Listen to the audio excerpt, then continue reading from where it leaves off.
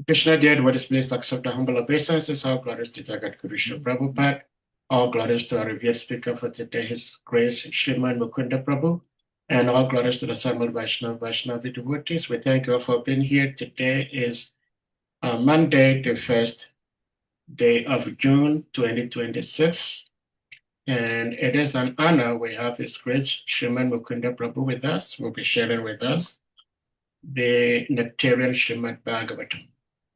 So, Prabhuji, we are very pleased and honored to have your association with us today. And without further ado, we may put the verses. I think we have 2 verses to cover today. And then you may speak. Hare Krishna. Maybe you may do the invocation while we try to put the verses. Hare Krishna. Narayanam namaskritya naram chaiva narottamam devim saraswatim vyasam tato jayamudhiraya nashtapraishu bhadreshu nityam bhagavata sevayam bhagavati uttama shloke bhaktir bhavati naishtaki Om namo bhagavate vasudevaya Om namo bhagavate vasudevaya Om Namo Bhagavate Vasudevaya. So normally I know you've played Srila Prabhupada Jayarada Madhava before, so we will pray to the lotus feet of Srila Prabhupada to grant us mercy. He used to sing Sri Jayarada Madhava before each Bhagavatam class and has a very, very special meaning. It was his Udipan. Udipan means his inspiration to speak Srimad Bhagavatam. Because Srimad Bhagavatam is a very, very deep scripture. Srila Prabhupada would enter through his heart portal very deeply in the Srimad Bhagavatam by getting the stimulus from this song of Bhaktivinoda Thakur. So we're praying at the mercy of that Jayarada Madhava before beginning our speaking here. So when you put up the verses, Prabhuji, then I'll say, and then we can go from there. Okay.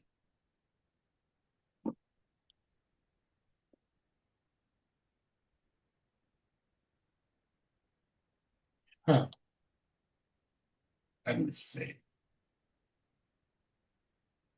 Salika, can you share the screen while I try to work on something?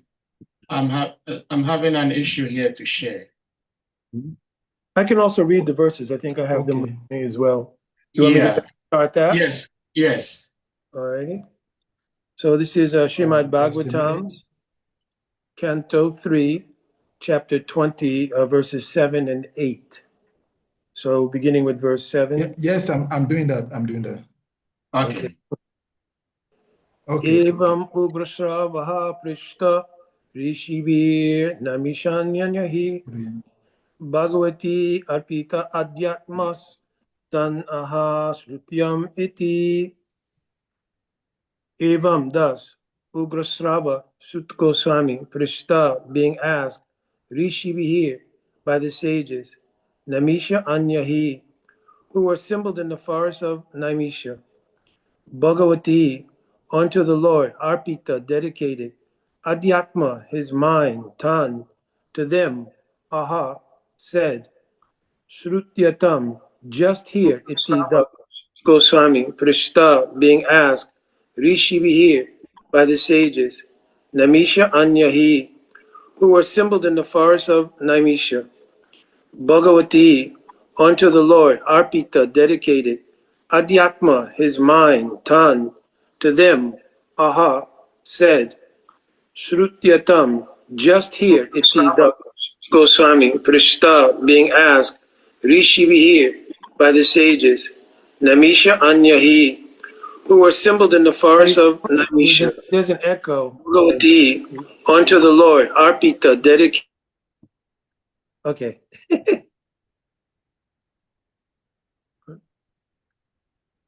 Salika, you probably might have to take down the share screen because we cannot see. Yeah, I could just read the verses from here. It's probably yeah. okay. Yeah. Because there was like an echo there. So we're Yes.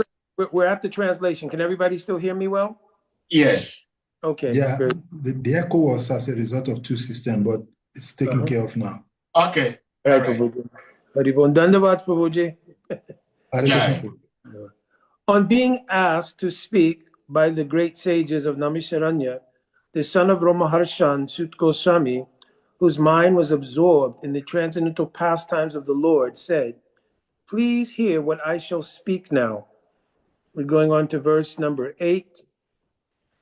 Sutta uvacha haridrita kradotano swamayaya nishmaya go uradhanam rasatalat lilam hiranyaksham avyagyahatam sanjata harsha munim aha bharata. Sutta Sutta said, Hare, of the Lord, Drita, who had assumed of a boar, Tano, body, Swamayaya, by his divine potency, Nishamya,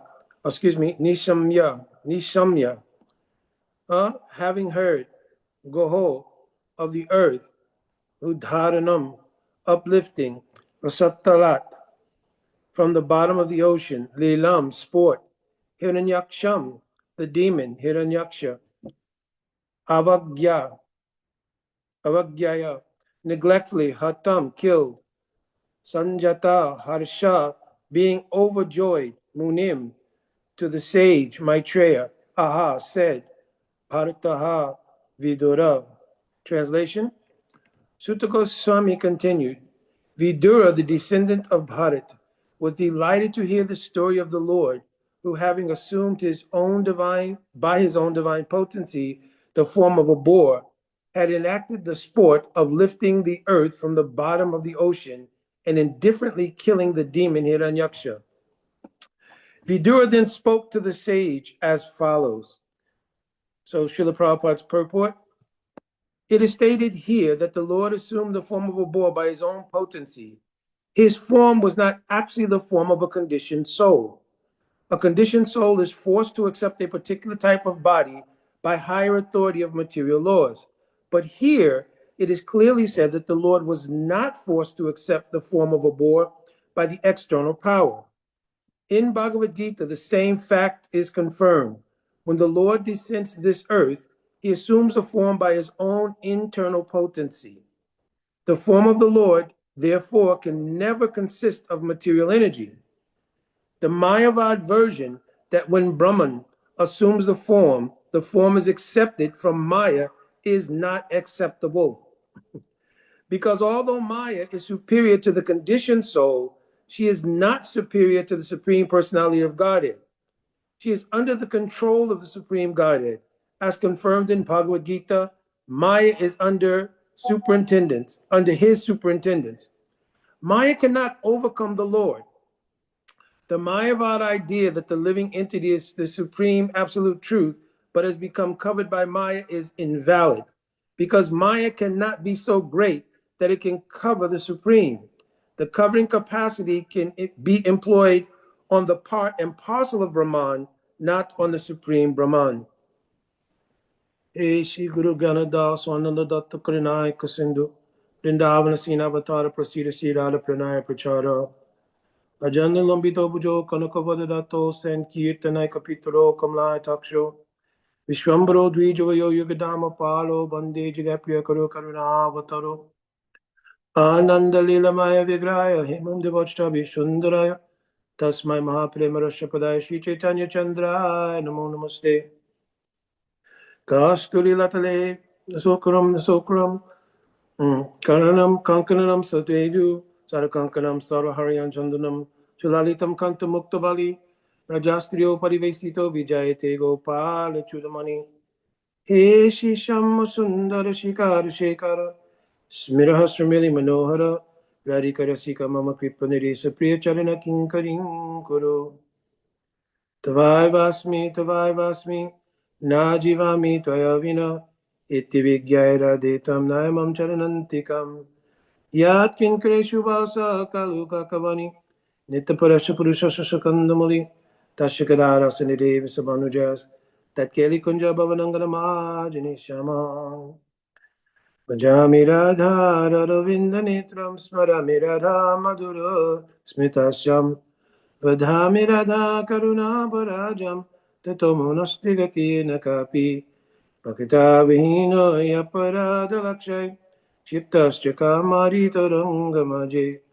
Kripamai Tvang Sharanang Prapana Vrinde Namaste Charanara Vindam. Kanaka Jaladagatro Nila Sobhagya Netro Mrigumara Balavalo Malate Kundamalo Talana Talana Vesho Nilampitam Baresho Smananini Britani Kunje Radhika Krishna Chandro Vancha Kalpaturubhyascha Kripa Sindhu Vaevacha Patitanam Pavanebhyo Vaishnavebhyo Namo Namaha. Jai Shri Krishna Chaitanya Prabhu Nityananda Shri Advaita Gadadhara Sivasadi Gaur Bhaktavinda. Hare Krishna Krishna Krishna Hare Hare, Hare Rama Rama Rama Hare Hare. My Dandavat Pranam devotees, forgive me a little bit. I'm a little bit under the weather. I'm trying to fight through it. Here. All right. So the verses again. I'll read the first one in English.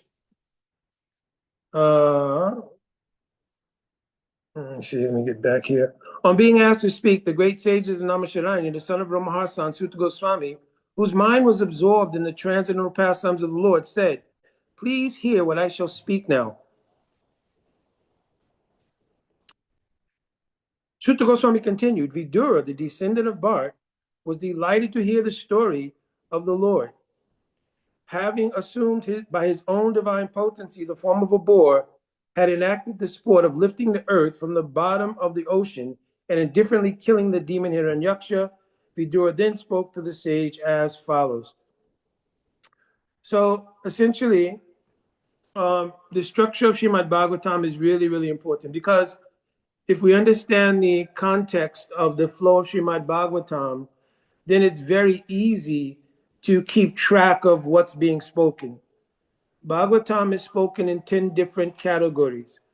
Saga Visagascha Astana Posnutaya Manavata Ishanukata Niroda Mukti Asraya.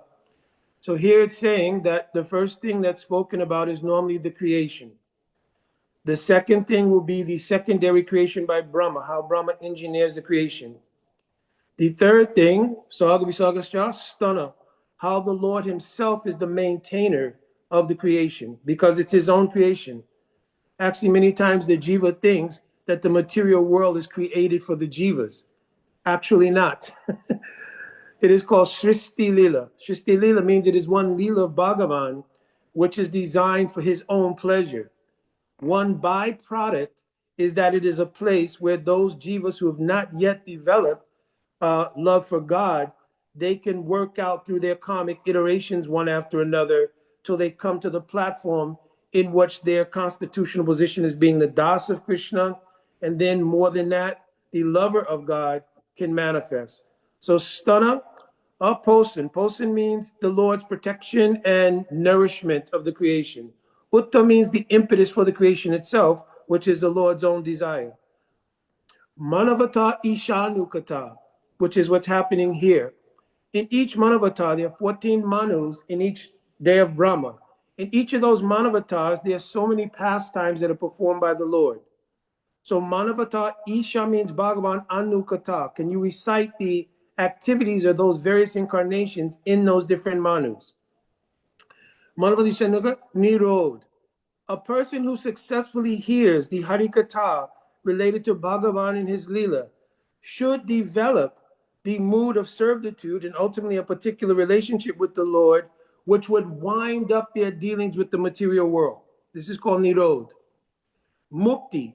At that time, the jiva can be liberated from their bound condition, which is anadikal, and asraya. Asraya here has two meanings. One meaning of asraya is Krishna is the ultimate shelter of everything. The creation, the nature of the jiva's relationship. Krishna is the ultimate shelter or object of the jiva's love. Asraya here also means Srimati Radhika because Radhika is called the Asraya Jatya of praying. In other words, there is no way to love Bhagavan without that being blessed by Srimati Radharani, because she's called the Asraya Jati. I mean, she's the repository of love. So any kind of love for Bhagavan, not only in the conjugal sense, Madhurya Rasa, but in any rasa related to Krishna, the Asraya of that love, in the sense of where its origin or power comes from, is Srimati Radhika. Therefore, when we're chanting our Mahamantra, the first address is to Radhika. Hare Krishna. Hare in Sanskrit, the vocative is Hare, but it means Hara. Hara means Radhika. So we're addressing that Asraya, the shelter of love. Oh, give me mercy that I may also love Bhagavan. Understand? Also, Srimad Bhagavatam, it is 18,000 verses, spawned from 4 verses that were spoken by the Lord to Brahma himself, directly describing the ultimate goal of life. Brahma, Vyasadeva himself, also having been the incarnation, Shaktivesha incarnation of compiling all the sastras. He separated the one Veda into 4 sections. He then compiled all the Puranas, also the Itihas, or history called Mahabharata. But even after doing all of those things, he still felt some void within himself. When Narad Muni will come to Sampras ashram, which is the ashram of Vyasadeva, he'll notice this void in Vyasa. And upon the request of Vyasadeva, he will explain to him how the reason you are feeling a void is because although you've done yeoman's work in compiling all kinds of sastra, you've yet to describe in context what is pure love of God. So because also once my Gurudev, I asked the question, because sometimes it's mentioned that Vyasadeva did not describe the sweet pastimes of Radha and Krishna, the sweet pastimes of Vrindavan, etc. But in Padma Puran, in the Brahma Vaivat Puran, you'll see that the pastimes of the Lord are discussed there. So what is the meaning that he did not fully discuss the nature of those pastimes? He did not describe in detail what is praying. And the objective of the pastimes of Radha and Krishna is to invoke praying. The objective of all of the Lord's incarnations is to invoke love of God. And that was not clearly described by Vyasadeva, though he'd done yeoman's work in compiling all the scriptures that I mentioned previously. So Narada Muni told him that if you want to become successful, you're already a fully qualified person. Therefore, you should become absorbed in meditation, receive the mercy of the Lord, just as Brahma. When Brahma was searching for what was his situation by searching the lotus flower that he was born on from the navel of God with Akshay Vishnu, he heard 2 syllables, tapa.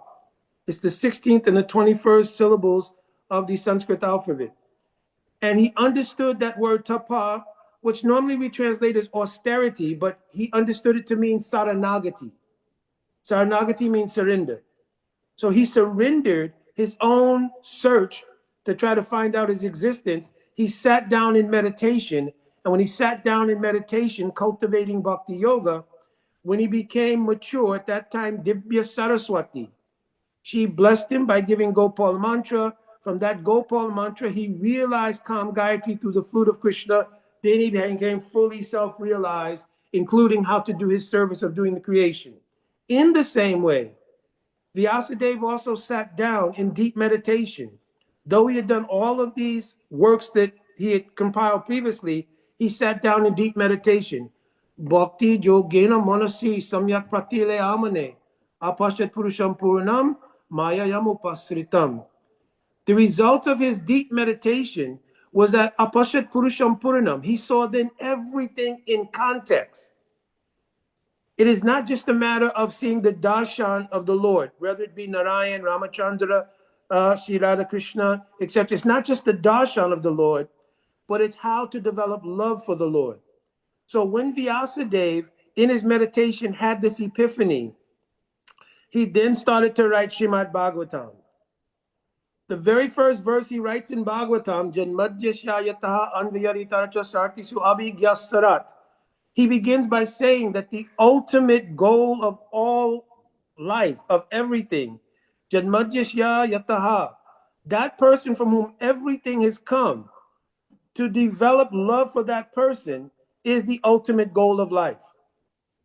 Then he'll go on that in the second chapter, Haribol, so don't use the bell. Okay. So in the second verse, he'll go on to describe in this particular book, Srimad Bhagavatam, this Grantha, I will not write anything that is not related to this ultimate goal of life, which is love of God. So Dharma Projita Kaitavatra. I used to be very bewildered because to say Dharma Kaitava, that Dharma and cheating can go in the same sentence, seems bewildering. But what he was essentially saying is that nothing which will Kaitava cheat the living entity from obtaining this love of God, that has been pra-ujita. In Sanskrit language, pra means prakristrupeng, has been completely removed from Srimad Bhagavatam. And the only thing which this Srimad Bhagavatam is for is how to develop love of God. By describing the 10 categories I talked about earlier, it is to show that everything from the creation in all these categories is only meant to engender the relationship between the Jiva and Bhagavan. There is no other teleology or purpose to the creation. Sometimes this is called Kanda Darshan. Kanda Darshan means that we see that the material world is something other than related to the service of Bhagavan. The very first verse of Chato Shloke, Aham eva sham eva agri nanyat sat asat paramam. Nothing is separate from Bhagavan. He's saying, I existed prior to the creation, in the absolute pure state of spiritual existence. During the creation, Sat Asat Parama means during the creation, there's nothing existing but I. Therefore, everything in the creation is also only meant for the service and love of Bhagavan. There is no other purpose to the creation. It is not a place for the enjoyment of the jivas. It is not a place, this just a wayward jail. Sometimes our acharyas have described like that in relation to the jiva. But the actual purpose here is for Bhagavan's enjoyment. That's what the Shristi Leela is for. There is no other purpose. So the Chatusloki is saying this is the only purpose. And afterwards, only Bhagavan remains. So we should understand that our sojourn within the creation is only meant to come to the point that we're doing now, which is Shravan, Kirtan, and Vishnu Smaran of these pastimes of Bhagavan as they're described in Srimad Bhagavatam. There is no other purpose. There's no other purpose to life. It doesn't mean that we don't carry out our karmic portfolios. For instance, you may be grahastha, renunciate, whatever it may be, and you have certain duties in life. You carry out those duties, but all of those things are only meant to cultivate love of God. And if they do not cultivate love of God, then those things have been called Shrama Eva Hi Kevalam in Srimad Bhagavatam. Shrama means useless. So this is the whole perspective of Srimad Bhagavatam. Then Vyasadeva says in the Falstuti verse, the third verse, that if you hear this Srimad Bhagavatam, he's giving a blessing. The first verse is called the Namaskaratmaka verse. He's offering his invocation to get the Lord's blessing to reveal this love. In the second verse, he's declaring that this is the purpose of this book. It's called the Vastu Nideshtatmaka verse. There's no other purpose to this book except what I described. Then he's giving a blessing that you will get the benefit of hearing the Srimad Bhagavatam. How? A whole. In Sanskrit, a whole is like an expression of sometimes surprise, sometimes like wonder. A whole muhur. Muhur means again and again.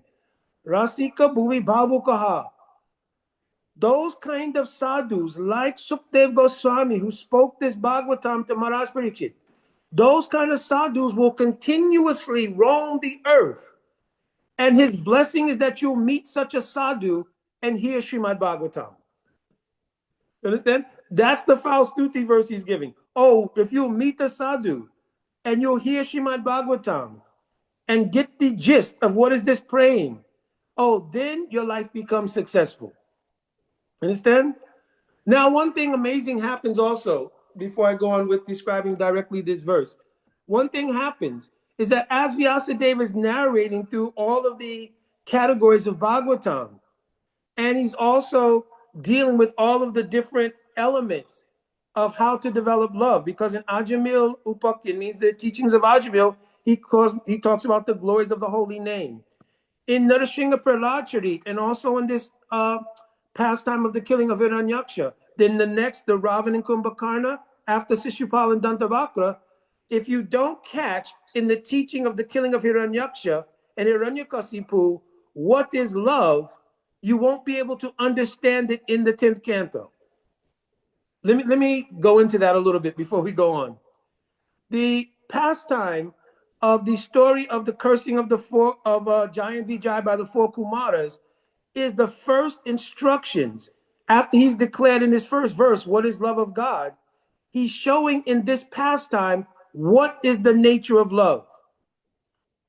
When the 4 Kumaras heard about the glory of Lord Narayan from their father, Lord Brahma, they saw that Narada Muni, their brother, was so much more blissful than they were, even though they had realized Brahman. The 4 Kumaras personify 4 qualities: Gyan, Yoga, Tapasya, and Vairagya. But by these 4 things, they were unable to realize anything beyond Brahman.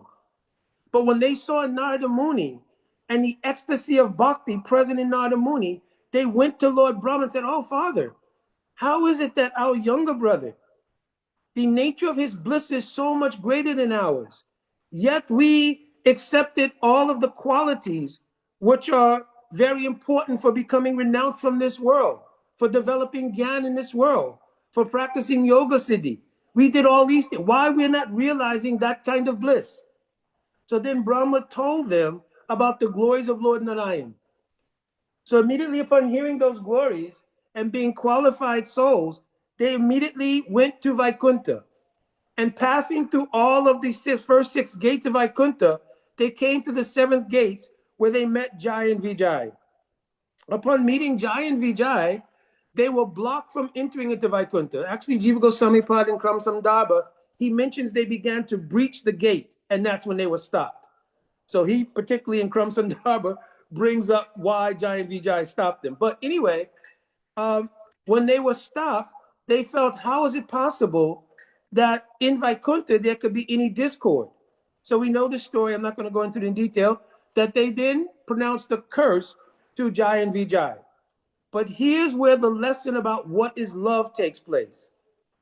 When they cursed Jai and Vijay, Lord himself, Narayan, along with Lakshmi Devi, came there.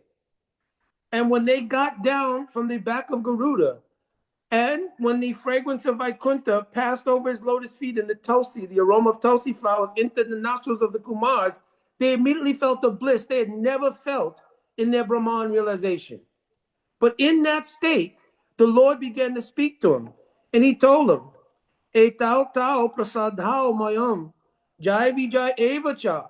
He says, these 2 gatekeepers of mine by name, Jai and Vijay, the important word here is mayam, who are mine, right? So now the Lord's going to go on in a series of verses to say these 2 gatekeepers are so dear to me that I consider that if you've been offended, you should take it I myself have personally offended you. Even I would be willing to give up my own limb of my body, my own arm, right? In order to satisfy your anger, right? Because of these 2 gatekeepers. So what is the teaching that's essentially in here? Is that the first element of praying is called mamata. Mamata means mindness. Because if you read these verses, when he addresses the 4 Kumaras, he always addresses them as Brahmins or sadhus or sages. He never addresses them with the intimacy he addresses Jai and Vijay with. Why? Because Jai and Vijay have praying for Lord Narayan. So Rupa Goswami, when he was giving the definitions of praying in Bhakti Rasamrita Sindhu, he mentions Samyam Amasrinto Anto Mamata Tasankita. The first thing in love is mamata, a sense of possessiveness, mindness. Not like we have in the material world. This is my wife, this is my children, this is my house. Not that kind of mamata. The kind of mamata which only can exist between the jiva and Bhagavan. So he's declaring that these two gatekeepers, parasadhao, in Sanskrit, the suffix ao means it's a dual case. So it means these two. Then these two, they are mine. So he's showing love. And throughout the whole Leela, between the killing of Hiranyaksha and the killing of Hiranyakasipu, he'll speak about the elevation of this prem in that Leela, to the point where it's mentioned that even the appearance of Hiranyaksha and Hiranyakasipu, were they actually demons? This is my question. Some people have heard Katha before, but anyone's not? I don't think so. No, they were the Jai and Vijay. No, they're not actually demons. Actually, Adi Sridhar Swami, the original commentator on Bhagavatam, in his Bhavarta Deepika Tika, his commentary, he mentions they actually never left Vaikuntha, but only expansions come to this world. But that Jai and Vijay also, in the activities they perform, what seem to be Sudurachar, like in the Bhagavad Gita verse, right? Sudurachar, very bad activities, right? Api chet suduracharo, bhajate mamananyaba, is personified in this verse, because even though their activities seem to be durachar, in the 3rd canto, 16th chapter, it mentions there, Samrama, Sambritya, Samadhi, Anubhada, Yog. It's describing actually what they were performing was actually Bhakti Yoga. So let's unpack that. How is it that the activities of Hiranyaksha and Hiranyakasipu can be considered Bhakti Yoga? Because actually Jiva Goswami in his Krishna Sandarbha, he clearly explains exactly what this Leela was. Itam Jayo Vijayo Sanakari Sap Vyajema. The word Vyajema means a pretense. Sap means a curse. On the pretense of a curse, Kevalam Bhagavat Leelaratam Samrasto Avatirya Iti. He's saying they descended only for Bhagavan's Leela. They were not forced to come here by the curse of the 4 Kumaras. The 4 Kumaras have no capacity to curse the residents of Vaikuntha. So Jiva Goswami is clarifying. He's saying they came here, Bhagavato Leelaratam, only for the Leela of Bhagavatam. Kevala means only for the Leela of Bhagavatam, Avitirya. That's why they made the descent. Where's Jiva Goswami taking the Praman from? Padma Uttarakhande, from Padma Puranas, Uttarakhand, Gajanu Srena. That Padma Puranas declaring, Chaswa Bhakti Chitta Kashavi Nodaya Yudadi Krida. It's declaring that because the Lord can only enjoy rasa with his devotees, when he wanted to taste Vira Ras, the pastime of fighting, he selected his devotees, Jai and Vijay, to descend to this world in 3 different iterations. First is Hiranyaksha and Hiranyakasipu, then Ravan and Kumbhakarna, then Sishupal and Dantabhakra, in order to Chitta Akarsha. Chitta Akarsha means to attract the Chitta. So it's not only for the sake of Jai and Vijay, but for all of those who hear this Leela. It will attract their hearts to the nature of what loving service to Bhagavan is. Chitta Akarsha Vinodaya Yudari Krita. Therefore the Lord enjoyed Vinod. He enjoyed the pastime of fighting with them. So Samrama Sambritya Samadhi. So actually Jai and Vijay, who became Hiranyaksha and Hiranyakasipu, were in the Samadhi of Bhakti Yoga. If you read Srila Prabhupada's purport, he makes that very clear. So if you can see through the veil of the pastime as it's presented and see the deep truth about what is the love between Bhagavan and his associates, you will understand what is love.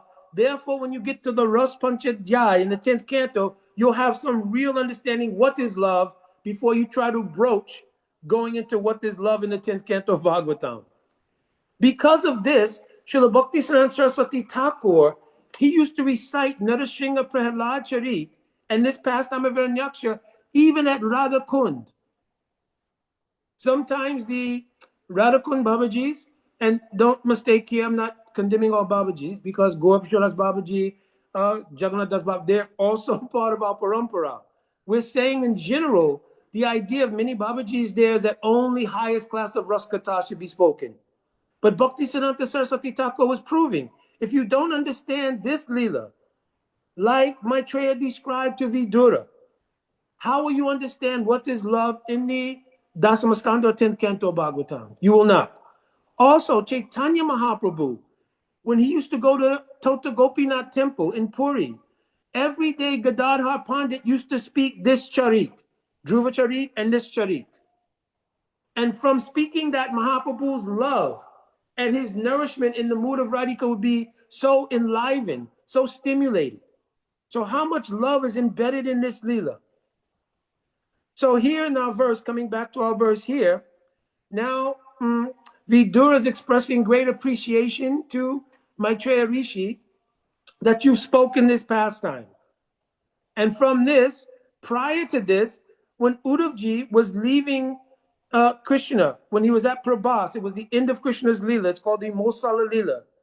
And at that time, Uddhava heard from Krishna all of the teachings of devotion. When he was leaving Prabhas, on the way, he met Vidura.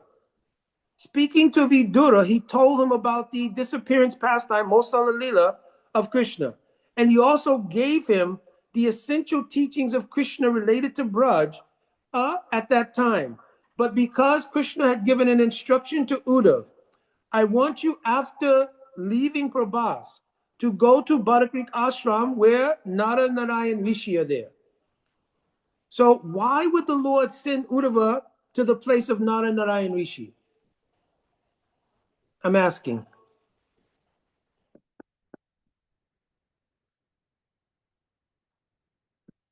It's in the verse we say it every day before reciting Bhagavatam. Narayanam namaskritya naram chaiva narotamam devim saraswati vyasam tato jayamudirayat. If you understand this verse deeply, you understand why he sent Uddhav there. Was it because he looked the same and he understood his mood? Partly. Anyone else?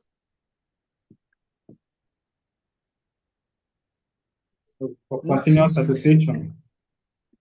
Continuous association. Continuous association. Yes. Because what Uddhav heard from Sri Krishna, he would now take to the ashram of Narayan Rishi. Who are Narayan Rishi? Narayan and Nara. What is the meaning of this? That the ultimate relationship of everything has connection to the Lord. So Narayanam namaskritya. Namaskritya means to do your namaha. Namaha means na aham mameti, not I and mine. It indicates saranagati. So Narayanam namaskritya. Naram, any human being, they have to do this namaskar. They have to do this kind of surrender to Bhagavan. If you'll surrender to Bhagavan and execute the process of bhakti, Narayanam namaskritya naram chaiva nara uttamam. At that time, uttam means you obtain the ultimate goal of life by becoming one with Narayan, not in the Mayavadi sense, but one in the mood of love. You understand? Naram chaiva nara uttamam. And devim saraswatim vyasam. Why is Saraswati being mentioned here? Another question.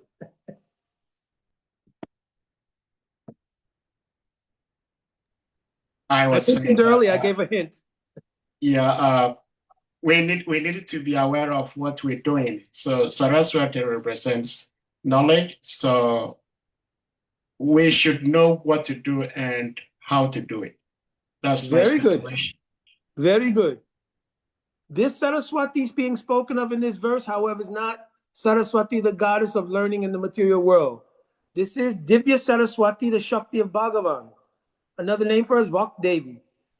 And she's the same Divya Saraswati who gave the Gopal mantra to Brahma.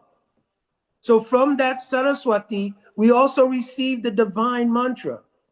So our Gopal mantra, for those who have Diksha, I'm not explaining those things here, it's not a proper form. But when you receive your Diksha mantras, the Gopal mantra is the essence of Sambandha, Abhideya, and Prayojan. These three factors are everywhere within our practice, but in the Gopal mantra, especially in the mantra for those who have Diksha, those three names of Bhagavan indicate Sambandha, Abhideya, and Prayojan. So from that, we get the ultimate realization. That also manifested in Vyas, who manifested Srimad Bhagavatam. That's the meaning of the prayer. For this reason, Krishna sent Uddhava to give his association, as Prabhuji mentioned, to all the sages who were worshiping Nara Narayan Rishi, right, in Barakrik Ashram. So from the worship that they were doing of that Narayana, because Narayana also represents tapasya, the austerities of becoming Krishna conscious. So now the fruit of that is being taken there by Uddhavji himself, because he's heard from Krishna all of the teachings on bhakti. And also, who is that Uddhav? Vishninam Paravo Mantri. He is so dear to Krishna. From his childhood, he served Krishna. But in their adult age, he became the mantri, means the advisor to Krishna. So he's the direct advisor to Bhagavan himself. And even in the most delicate mission of the Lord, who did he choose to go to Vrindavan after being separated from the Brijabasis for so many years while he was in Mathura? Whom did he send to Vrindavan? Uddhav. Gacha vraja Uddhava somyam pitaro pratyavaha mad gopi viyogadim mat sandeshaya vimochaya. He told, listen, Uddhav, you go to Vrindavan and pitaro pratyavaha. Pitaro means our parents. So he told Uddhava, you are so much like me, we look alike. And even there's one book called Uddhav Sandesh. And there it describes that when Krishna sent Uddhava to Vrindavan, he actually gave Uddhava his own clothing, which had the fragrance of his body. He gave his chariot. So Pitaro Pratyavaha, you can give love and affection to our parents, because when they will see you, Uddhav, they will remember me so much and be pacified. But that will not pacify the gopis. So what you do for gopis, give them mat sandeshai, give them my message. So just repeat what I'm telling you to tell them. So this is the glory of Uddhav. So when Vidura met Uddhav, he spoke these things to Vidura. Vidura became very, very happy. But then Uddhav told, listen, nearby is Maitreya Rishi. And Maitreya Rishi was also there. And he heard this Katha of Shri Krishna. So because he's senior to me in the social etiquette, Maitreya Rishi is not senior to Uddhava in spiritual quality. Sanatana Goswami in his Brihad Bhagavatamrita has described Uddhava as Atur Bhakta, Prem Atur Bhakta. He is the highest class of devotee outside of Braj. So Maitreya Rishi is not superior in actually the quality of bhakti, but in etiquette socially, he's senior as a sadhu. So he said, you should go so I will not violate the etiquette. Maryada vyatikrama means to violate the social etiquette. So, of course, Maitreya Rishi also is a great sadhu. We should not make any mistake here.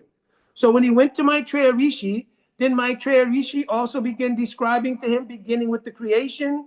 And then he came to the point of the creation of the Kumaras and others. While describing the Chatusana of 4 Kumaras, he told the pastime of the cursing of Jai and Vijay, coming to the point that we are now, where he described the killing first of Hiranyaksha. He hasn't described the killing of Hiranyakasipu, but the killing of Hiranyaksha. Now Maitreya Rishi will go on from here to describe the subsequent creation by Brahma, leading up to the appearance of Kapila Dev. And Kapila Dev again will speak on Sankhya Yoga, and he'll speak on the nature of devotional service to his mother Devahuti, etc. So this is how you follow the track of Srimad Bhagavatam. Also, the methodology is called vichar. The word vichar in relation to Bhagavan means to examine 6 limbs. 3 are prominent. The first is called upakrama. Upakram means what was the very first verse of Bhagavatam that I described. That is called upakram. So once you understand that verse, then upasanghar, it should give you relation to the last verse of Bhagavatam. Last verse of Bhagavatam should be 12:23:13. Understand? I believe that's the last verse of Bhagavatam. And in that last verse, does anybody know what it says? Very last verse of Bhagavatam. 12:13:23. It's the last verse of Bhagavatam. Very important verse. Nama sankirtaniyasa sava papa pranasanam pranamo dukkha samanas tandamamim haring param. This is the verse that describes the coming of Chaitanya Mahaprabhu.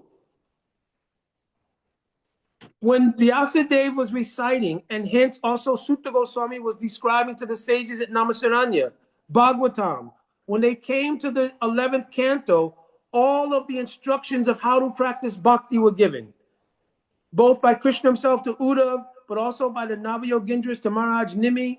So all the instructions of bhakti are being given there. But then when you get to the 12th canto, you start to read about the degradation of the age of Kali.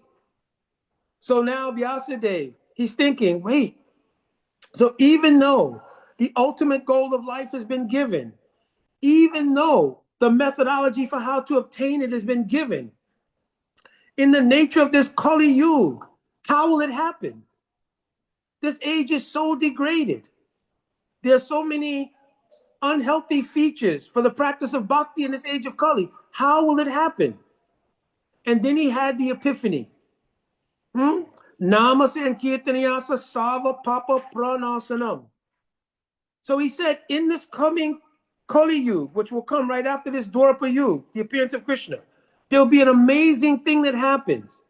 That will be the appearance of Sri Sachinandan Gaura Hari. And by Nam Sankirtan, given by Mahaprabhu, Sarva Papa Pranasanam. So the word pap means sin. But sin has different divisions. Karma as a whole has different divisions. So you don't commit a sinful act just randomly. Sin comes from kut, becomes a bij, becomes aparabdha, and then parabdha. This is the description of the elements of karma. So kut means in the Kali Yuga, or at any time in the Bada Jiva, the tendency to commit sin is there. It's called kut. Then, because that tendency is there, if a person even sees something or does something, not does, but sees something that could stimulate that sinful tendency, the bij of a sinful desire takes place in the heart. Like in Bhagavad Gita, Jaya Do Vishayam Pumsam Sangasteshu Vajayate, etc. A bij, a seed, takes place in the heart. When that seed is acted on, right, you don't get the result of it right away. So when you do a sinful act, it's called aparabdha. The fruit of that sinful act doesn't manifest right away necessarily. But in some time, it becomes mature and it becomes parabdha, and you get the karmic effect of that sinful act that you did. Right? So kut, bij, aparabdha, and parabdha. Just like when you use a credit card. When you use a credit card, you don't have to pay the bill on that day. But do you owe that credit card? So there will be a due date when you have to make your payment. So that's how this kind of works. You understand? But here in the verse is saying, Sarva Papa Prakrish means nasana means destroys. The kirtan of Mahaprabhu completely and absolutely destroys all of those sinful tendencies. Not only does it destroy all of those sinful tendencies, but Mahaprabhu himself, when he wrote Shishastakam, because Mahaprabhu wrote Shishastakam, there's two things described in Chaitanya Charitamrita. He first wrote Shishastakam as a parati, means an instruction manual, how to practice bhakti based around the holy name. Later on in the Anchalila of Chaitanya Charitamrita, Mahaprabhu would taste that same Shishastakam in the company of Swarup Damodar and Roy Ramananda in the Gambhira. And therefore the meanings of Shishastakam will be manifest as the various bhavs of Mahaprabhu tasting the mood of Radhika. So first he wrote it, first he wrote it as a bhajan parati for all of us. And in the first verse he mentions Chaito Dapanamajanam Bhava Mahadavagni Nivapanam. This name is so powerful that it removes all of the sinful nature that come from bhava. Bhava means the material energy. Nirvapana means it completely eradicates all that. Shreya Kairava Chandrika Vitaranam Vijavadu Jivanam. And then with the descent of the spiritual energy, Shreya, the ultimate welfare of the jiva, Kairava, he poetically describes it like a lotus that blossoms, Vitaranam, and spreads its good fortune in the heart of the jiva. What is that? Vidya Badu Jivanam. The word Vidya here means Samvit Shakti. Samvit Shakti is the spiritual energy that makes us aware of who am I, who is Krishna, and what is our relationship. That energy is called Samvit Shakti. It's part of the internal energy of God, or Swarup Shakti. Vadu Jivanam. Vadu in Sanskrit means like a wife. So knowledge can only really be nourished, just like a husband is nourished by the association of the wife. Similarly, knowledge can only be nourished when it is nourished by the potency of bliss called Aladini Vritti or Aladini Shakti. So Samvit and Aladini is what's being described here at the end. So this is describing when the jiva becomes perfect and Bhav descends into the heart of the jiva. That's what's described in that second line. So because Vyasadeva is seeing all of this, he becomes very happy. He recites this verse, this last verse of Bhagavatam. He puts his pen down. He enters into Gaur Leela himself and becomes Vrindavan Das Thakur and continues writing as Chaitanya Bhagavat. Our Krishnadas Kaviraj Goswami, right? He took the essence of what was in Chaitanya Bhagavat of Vrindavan Das Thakur, who's that same Vyas. Then also the notes that were gleaned from Swarup Damodar to Raghunath Das Goswami, Krishnadas Kaviraj and Raghunath Das Goswami sitting on the banks of Radha Kund. When he exchanged those notes became the basis, along with Vrindavan Das Thakur's Chaitanya Bhagavat, the basis of Chaitanya Charitamrita. And in order to truly understand, another meaning of this last verse is to truly understand Bhagavatam, it can only be understood through Chaitanya Charitamrita and through Gaur Leela. There are many scholars of Bhagavatam. If you go to India, you'll find, not only in India, but everywhere, you'll find there are academic scholars of Bhagavatam. They can recite all verses in all meters, everything. But they won't catch the true conception of Bhagavatam. Just like in Mahaprabhu was mentioned, in Chaitanya Charitamrita it's mentioned there, Yaha Bhagavatapada Vaishnavera Stoni, Ekanto Sraya Chaitanya Charani. If you truly want to understand Bhagavatam, take up shelter at the lotus feet of a Vaishnav, not any Vaishnav. That Vaishnav who's dedicated themselves to the lotus feet of Chaitanya Mahaprabhu. So all of our conceptions of Bhagavatam are born from the teachings gleaned in Chaitanya Charitamrita. So sometimes devotees may ask, well, why is Chaitanya Charitamrita considered the postgraduate study? This is a way, because the things in Chaitanya Charitamrita, they reveal the essence of Srimad Bhagavatam. That's why it is postgraduate. And the word postgraduate here is like just to have devotees use some caution or exercise some proper discretion in how you go through the sastra. Is Bhagavad Gita truly an elementary sastra? Sometimes we say Bhagavad Gita is elementary, Bhagavatam is the next, and then Chaitanya Charitamrita. It's written in the Gita Upanishad. Savu Upanishado Gavo Dukta Nandana Gopala.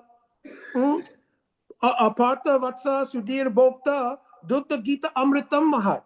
Here is describing that Srimad Bhagavatam, Bhagavad Gita is the highest kind of nectar. And that actually the person who's speaking Bhagavad Gita, Dukta Nandana Gopala, is actually not Vasudeva Krishna, but Nanda Gopal or Vrajendra Nandan Sri Krishna. And if you understand Bhagavad Gita, there are different levels of understanding scripture.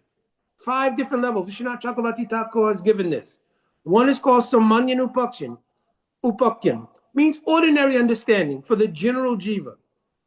How to do your duties in life. This is also gleaned from any sastra. The next is called Guya. If you want to understand what is Atma Tattva or what is the soul, this is the next level of understanding that can be gleaned from studying sastra. After that, Guyata, more confidential than that, is to actually understand what is bhakti. Guyatam, more than that, is to understand that bhakti's pinnacle is reached when bhakti manifests itself in Braj, in the sweetness of the kind of bhakti displayed by the Brijabasis towards Krishna. Sava Guyatam, among the Brijabasis, the expressions that the gopis have for Krishna is considered to be the pinnacle, and it's called Sava Guyatam, the most confidential knowledge. And so Bhagavad Gita can be seen on those 5 levels. Bhagavatam can be seen on those 5 levels. Chaitanya Charitamrita is on that highest level and teaches how to see the other 2 sastra. So I wanted to discuss, which is always my habit, that if I've not spoken Bhagavatam for a long time in a particular place, or it's the first time I'm speaking, always like to go through this connective tissue, because in 18,000 verses, 335 chapters, over 100 narrations, it's hard to keep the continuity of what the goal is of what's being spoken. I often give the example, if I'm having a conversation with somebody and I'm speaking about building a house, in the course of that conversation, we may end up talking about the nails, because we have to use nails to build a house. So in that conversation, we may talk about the price of nails, the quality of nails, where you can buy the best nails. But is that the overarching conversation we're having about nails? No, it's about building the house. So this discussion of nails is only a portion of the overarching discussion of building a house. Similarly, all of the different sections of Bhagavatam are ultimately meant to discuss what is love of God. So even if you read Ajamil Upakin, the glory of Harinam, because Harinam is the crux of our practice. There are 64 angas of bhakti distilled to 9, distilled to 5. What 5? Nam Kirtan, Sadhu Sangha, Bhagavat Shravan, Mathurava, Sri Mutai, Shradai, Sevan. Sometimes the order is Sadhu Sangha, Nam Kirtan. But here, these 5 things mean that associating with a sadhu, chanting Harinam, studying Srimad Bhagavatam. From the study of Bhagavatam, one should get some Sambandha Gyan. I'm a Mathuravasi, meaning Brajavasi. And then you should worship the deities with that kind of mood. That's what's there. But among them, Tara Madhya Sava Sreste Nam Kirtan. Nam Kirtan is the most important. Why? Because Nam Kirtan has the power from the very beginning of someone's sojourn in bhakti all the way to the pinnacle of their realization in bhakti. Nam is consistent. Why? What is Harinam? Asking a question again. What is this Harinam? Is it a tool for self-realization? What is Harinam? I'm telling the verse, then somebody could speak. Nama Chintamani Krishna Chaitanya Rasa Vigraha Punusro Nityamuto Abhinatvam Nama Namyo. So what is Harinam? It is directly Radha and Krishna themselves with all their associates, the holy Dham, their entire Leela. Bhaktivinoda Thakur has explained all of this in Bhajan Rahasya Grantha. The Hare Krishna mantra is everything. It's not simply a mantra. It's not a tool. It is directly Radha and Krishna. The influence of chanting it, Jiva Goswami is written in Bhakti Sandarbha. Pratamam nam nam sudha antakaram arthapeksham. By chanting, we become purified. And then we can understand the name in different degrees. First, we'll think the Nam is 32 Sanskrit syllables. It's the sound of 32 syllables. And by those sounds, Hare Krishna, Krishna Krishna, Hare Hare, Hare Ram, Ram Ram, Hare. I am becoming purified.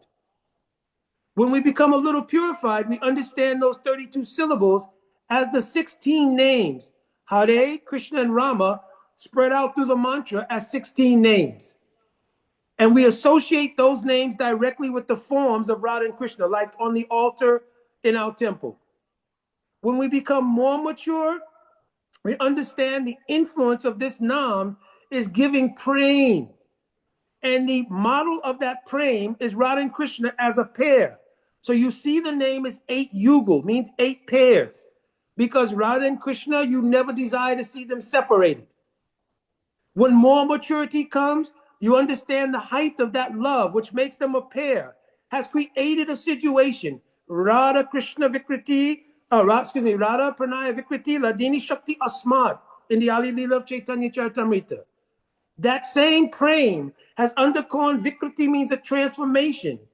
And the nature of the love between Radha and Krishna has become so powerful, Krishna himself desires to taste that mood of love, and therefore, Shri Radha Pranaya Vikriti, Ladini Shakti Asmad, it has caused the transformation of Radha and Krishna to become one form, the form of Chaitanya Mahaprabhu.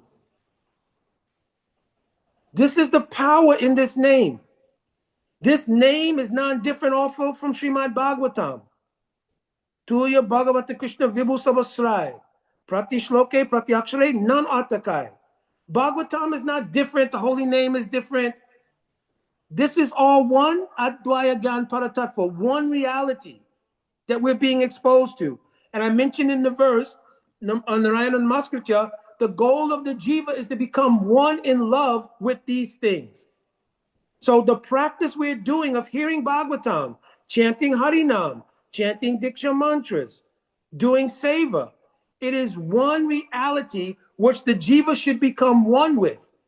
And therefore in praying Bhakta Chandrika of Krishna's Kaviraj Goswami, he mentions, Sadhana bhavibe taha siddhadeha paribe jahar.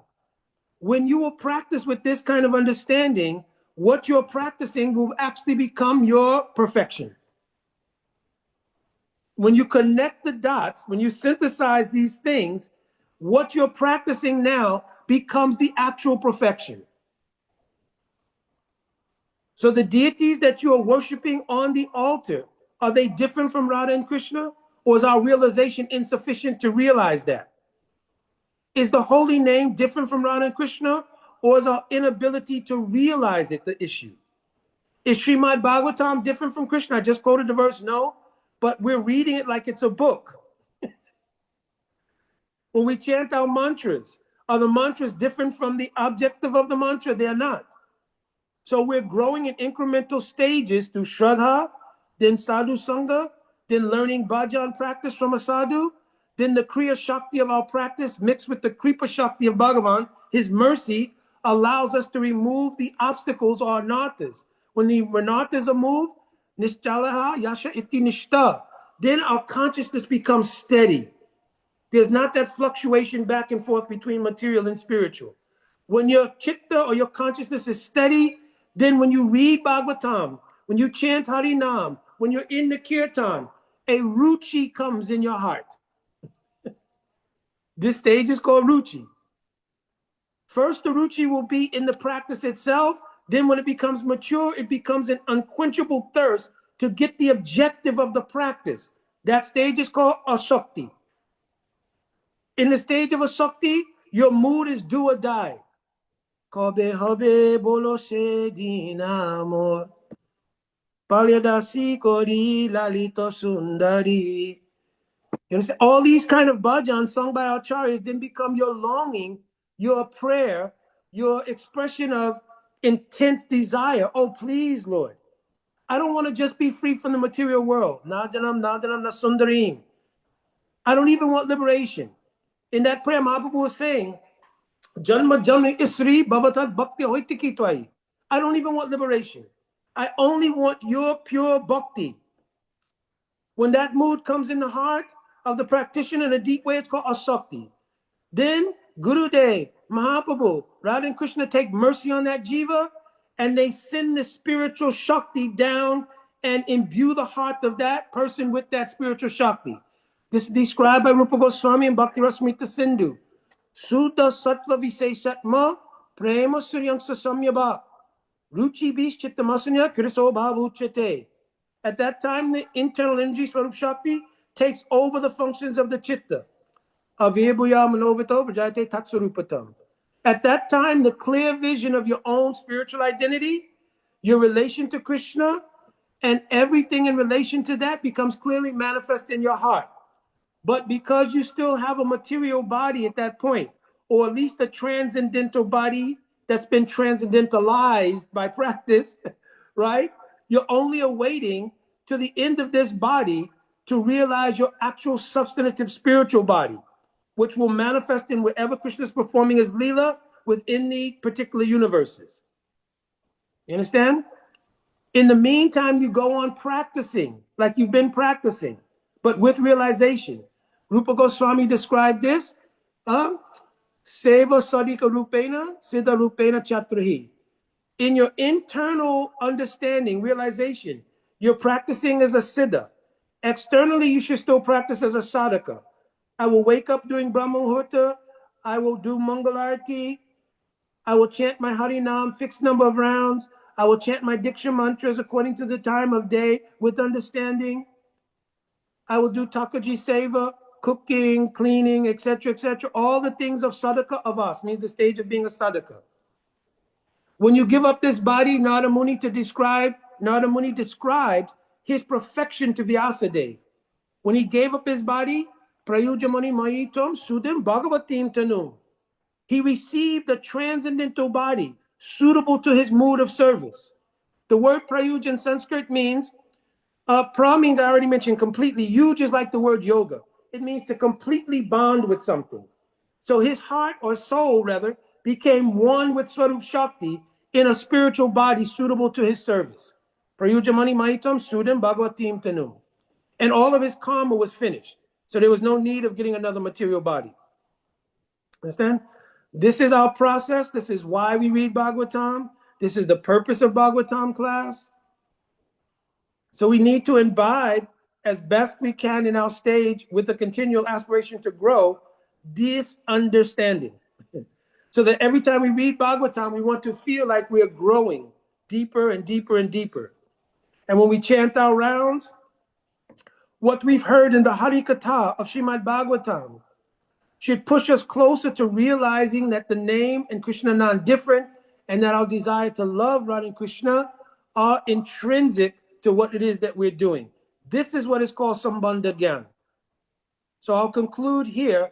The last thing is that Sambandha Gyan has two different phases. The first phase of Sambandha Gyan is called Samanya Sambandha Gyan. Jivarasupaya Krishna Das, I am the Das of Krishna. That is the generic constitutional position of everyone, whether they know it or not. Even if you don't come to a Bhagavatam class and you're fully absorbed in the material world, are you the Das of Krishna or not? Yes. Every soul is a Das of. You can't. Jiva Goswami said, Dasa Bhuti Hariyeva Nanya Seva Karati. You can't be something else. If you think you're something else, that's called illusion. But the Das of Krishna is not a specific relationship with Krishna. So in the translation, Prayujamani Mai Tvam, it's written, if you look at Srila Prabhupada's translation, the word Prayujamani means awarded. So I looked it up in both the commentary of Vishwanath Chakravarti Thakur and in the Kram Sandarbha of Jiva Goswami. It says the word Prayujamani means niyamane, or niyamane means awarded, because without the mercy of Guru and Krishna, one cannot obtain this perfection.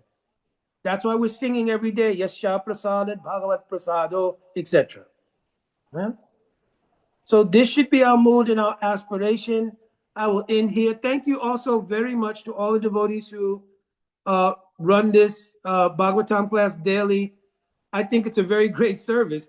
It is definitely a job because it's every single day, at least 5 days a week. You understand? So it is definitely a job, but because it is the service of Guru and Krishna, it's a very blissful job. So if we could all have this job only, it would be great.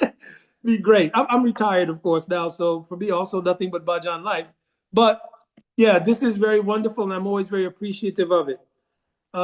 So if there are any questions or comments, I try to speak in such a way that we don't go so far over time also, because I know that's sometimes happens.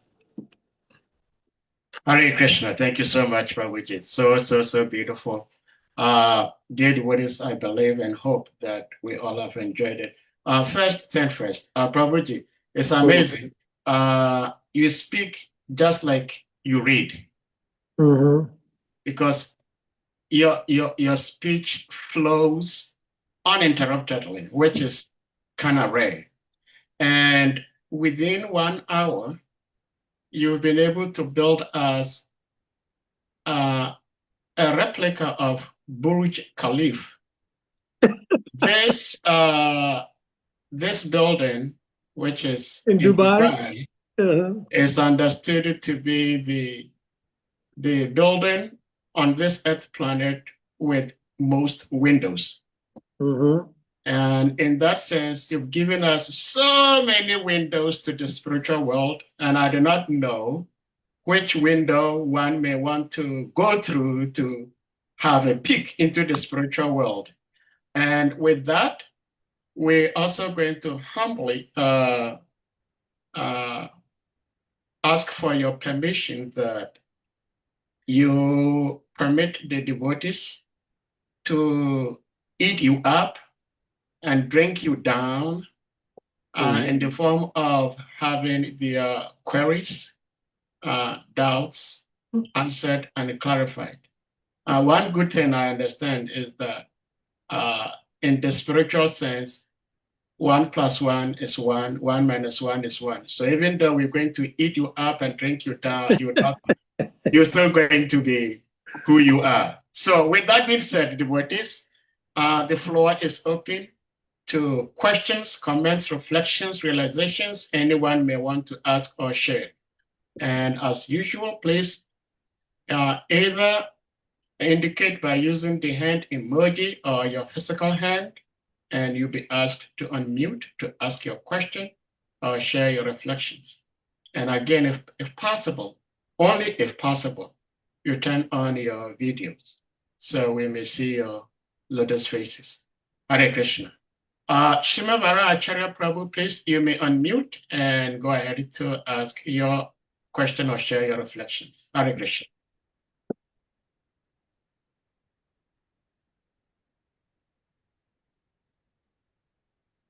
Shimavara Prabhu? Can you unmute, Prabhuji? You are muted.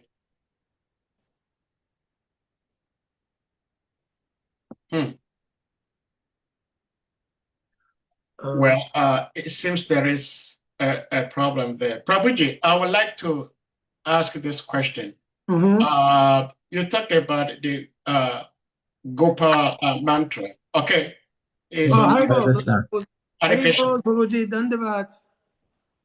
Please accept my most respectful obeisances at your lotus feast. Thank you very much for being here.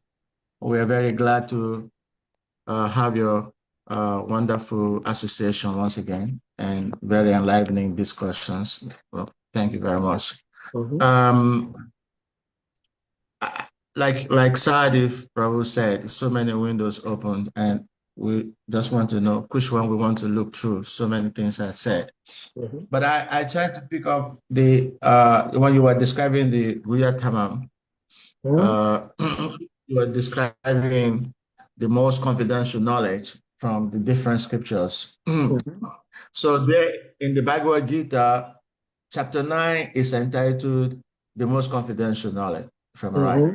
But then it is not until chapter 15, at the end of it, when Krishna really says, Iti Guyatamam Sastram.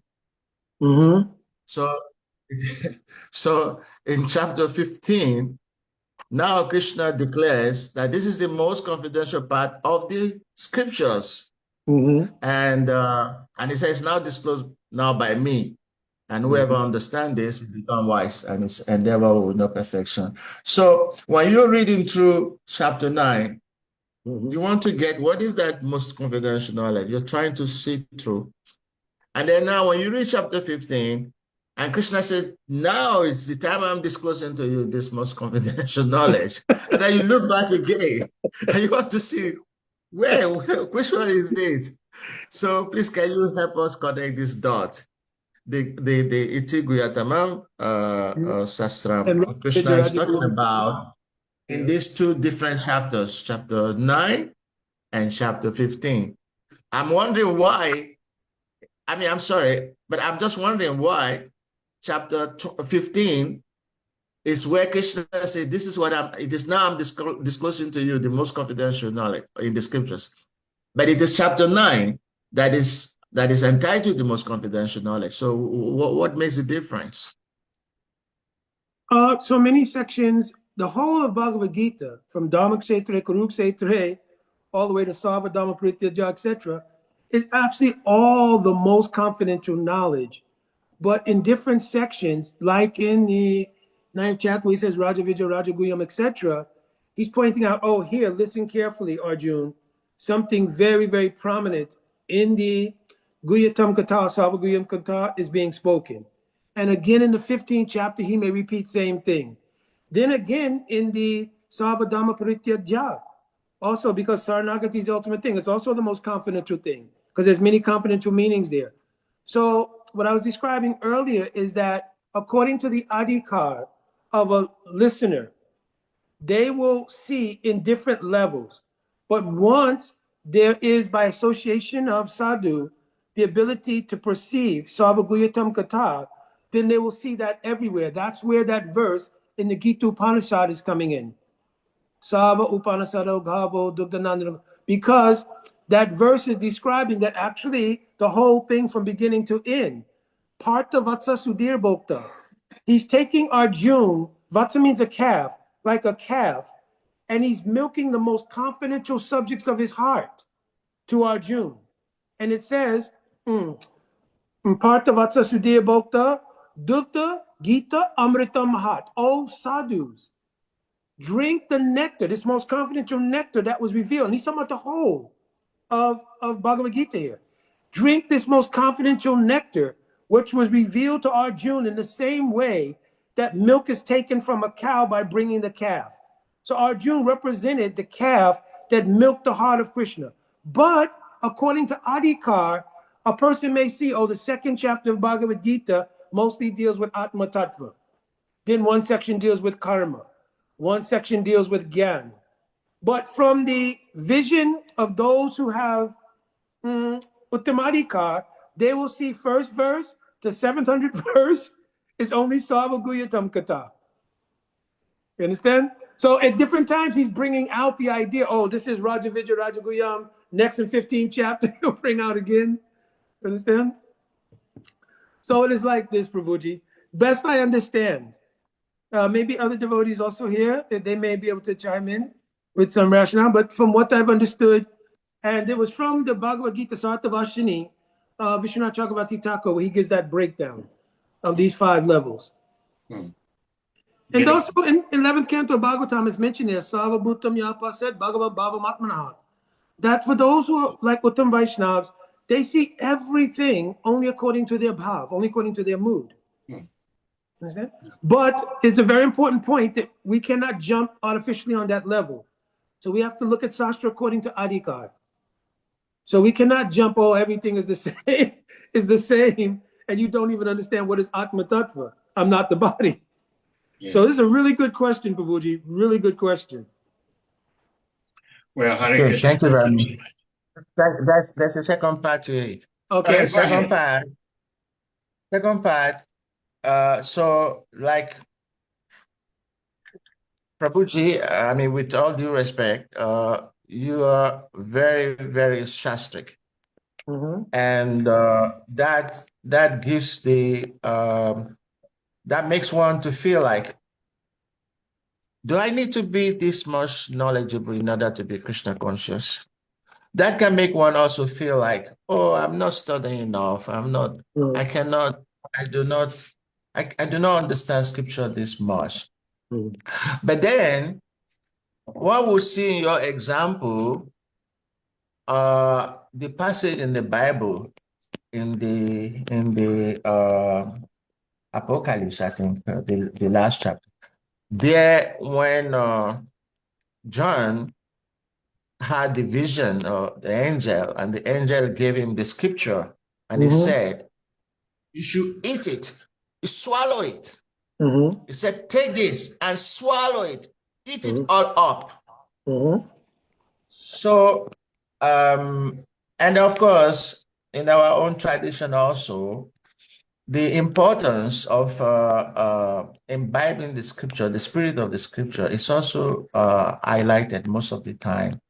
So my question in that aspect is, one, do we really need to be this much shastric in order to become Krishna conscious? Or do we become, like comfortable and say, well, maybe that is just being attracted to Gyan. Maybe Bhakti doesn't really require much education. So we can also argue like this. So can you really help us to understand what should be our mindset in approaching, how to cultivate Krishna consciousness, Bhakti, and love of God without feeling at any time that we're insufficient? Actually, there are examples within our own parampara. Srila Gaurakishore Das Babaji Maharaj was not a Sastra scholar in the external sense. Yet Srila Bhakti Saraswati Thakur, who was an eminent scholar in Ved Sastra, even in astrological, so many things. He approached the lotus feet of Gorkashore Das Babaji Maharaj because he had the pinnacle of what knowledge is meant for, which is bhakti. Knowledge is not really meant for knowledge itself. Knowledge is meant, that's why Mahaprabhu, I told earlier in the Shashastakam verse, he mentions that knowledge should be accompanied by the bliss born from the realizations of bhakti. To have knowledge for knowledge's sake. I was traveling in South India many, many years ago. There are 12-year-old boys at Sri Rangam Temple, born in Brahmin families. They can recite the whole, like either one Veda or two Vedas, sometimes three Vedas. They can recite by heart all Vedas. Whether they understand or not clearly, I don't know.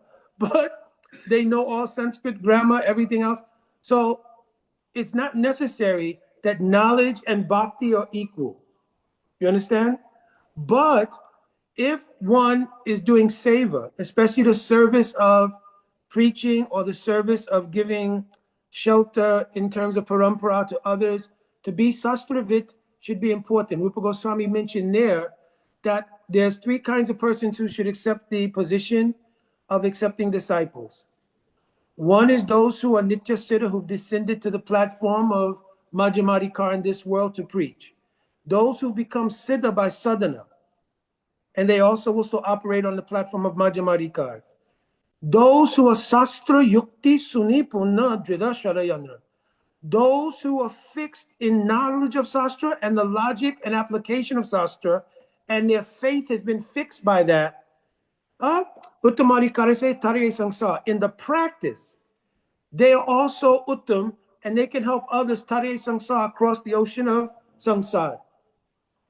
So in service, it may be an important thing to be sastravit.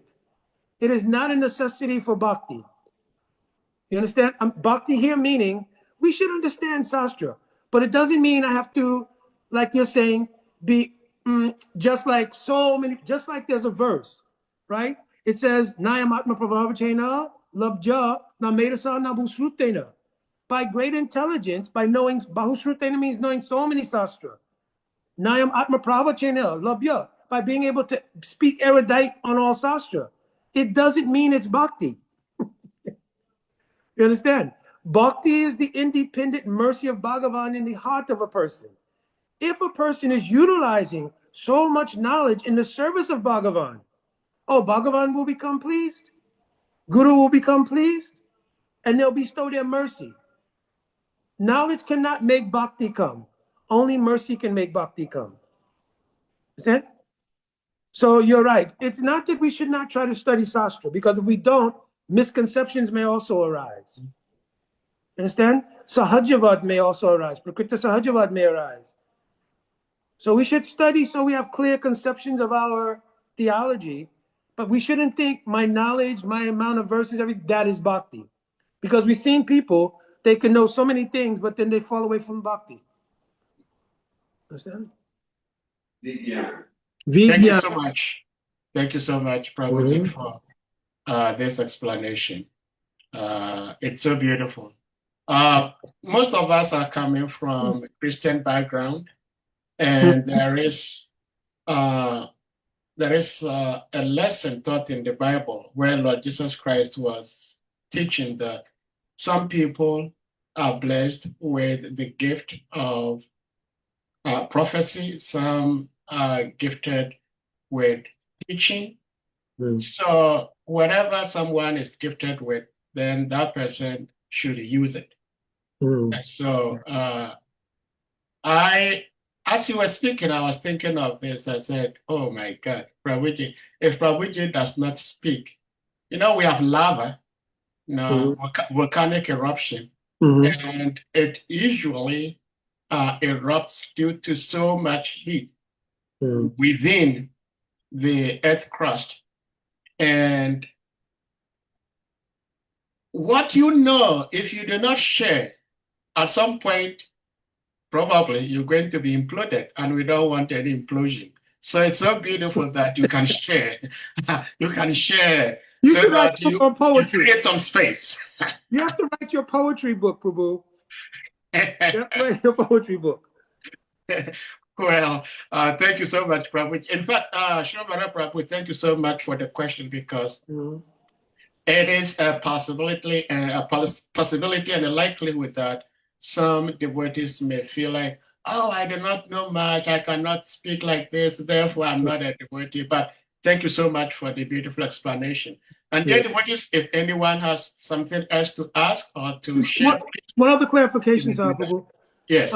That's that anytime any Vaishnava is speaking, the Vaishnava will think, which is why we do a Mangalacharan previous to that the actual speaker is their Gurudev, then their Gurudev. And so the Parampara is speaking because that person is Saranagata Parampara. If you think I am speaking, then the Abhiman that I am the speaker will come, and then you'll lose whatever quality of bhakti is there. You understand? Because then you'll have so much pratishta means pride. Oh, I'm speaking. Or kirtan. If you lead kirtan, I'm very singing greatly. Or I'm the best cook. Or if you think I'm guru, now you think I am guru. This is called Guru Abhiman. And this thing is very detrimental to advancing in bhakti. Guru is a saver. Gu Shabdarandakarasha, Ru Shabdarandakarasha Niruta. To remove the darkness in the heart of an aspirant is the service called Guru. A sadhu is the person who does that service. But if you think I'm Guru, then you're blocking the flow coming from Parampara and you're tasting everything yourself. This is not Guru. It's also not the Bhagavatam speaker who thinks I'm speaking. Yeah. Well, devotees, please remember this. No question is, excuse me to say, stupid or foolish or childish.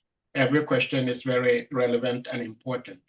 Prabhuji, I was going to ask this question about, you talked about Gopa mantra.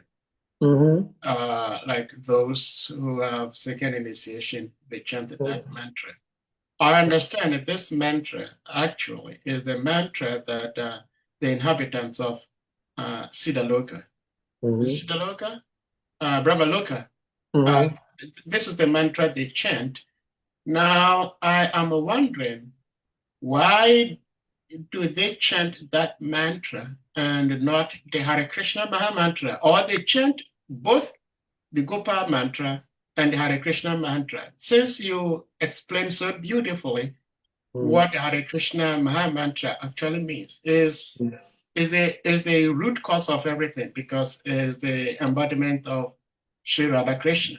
So why would Brahma, the most intelligent being in our universe, on their planet, be chanting the Gopal mantra? And I'm asking, I don't know if they chant the Hare Krishna mantra, but if they don't, why don't they chant the Hare Krishna Maha Mantra? I have not seen it written that they don't. And the Gopal mantra is the mantra in Brahmlok, because this is the mantra that Brahma realized. Brahma also, does he chant the Hare Krishna mantra, Brahma? Secret here. Can you repeat the question? Yes, does Brahma, how does he chant the Hare Krishna mantra? That I don't know. Who is Haridas Thakur? Oh, okay. Yes. You got me. All right. So in his Sadhaka Leela, Brahma comes as Haridas Thakur and shows the glory of Harinam. He's Nam Nishtarup. He's the personification of Nishta and Harinam only. Yeah. Okay. Understand? Yes. Well, Srimad Prabhu is back, but it's very interesting. I didn't think of Haridas Thakur in my question. Yeah. But it makes a lot of sense. And also remember that our Diksha mantras and Harinam, they're not two separate things. We see them as separate when we're in our sadhaka avast, because we're thinking, I'm doing this mantra to become purified first, as I explained earlier and everything. But really the Nam and the mantra, because the mantras, even our Diksha mantras, they're only composed of Nam. The Gopal mantra, you cannot speak it here, obviously, but if you know it, it's composed of Nam. Yeah. Understand? Yeah. Thank you so much. Srimad Prabhu, yes, you may unmute. Yeah, Hare Krishna, Prabhu.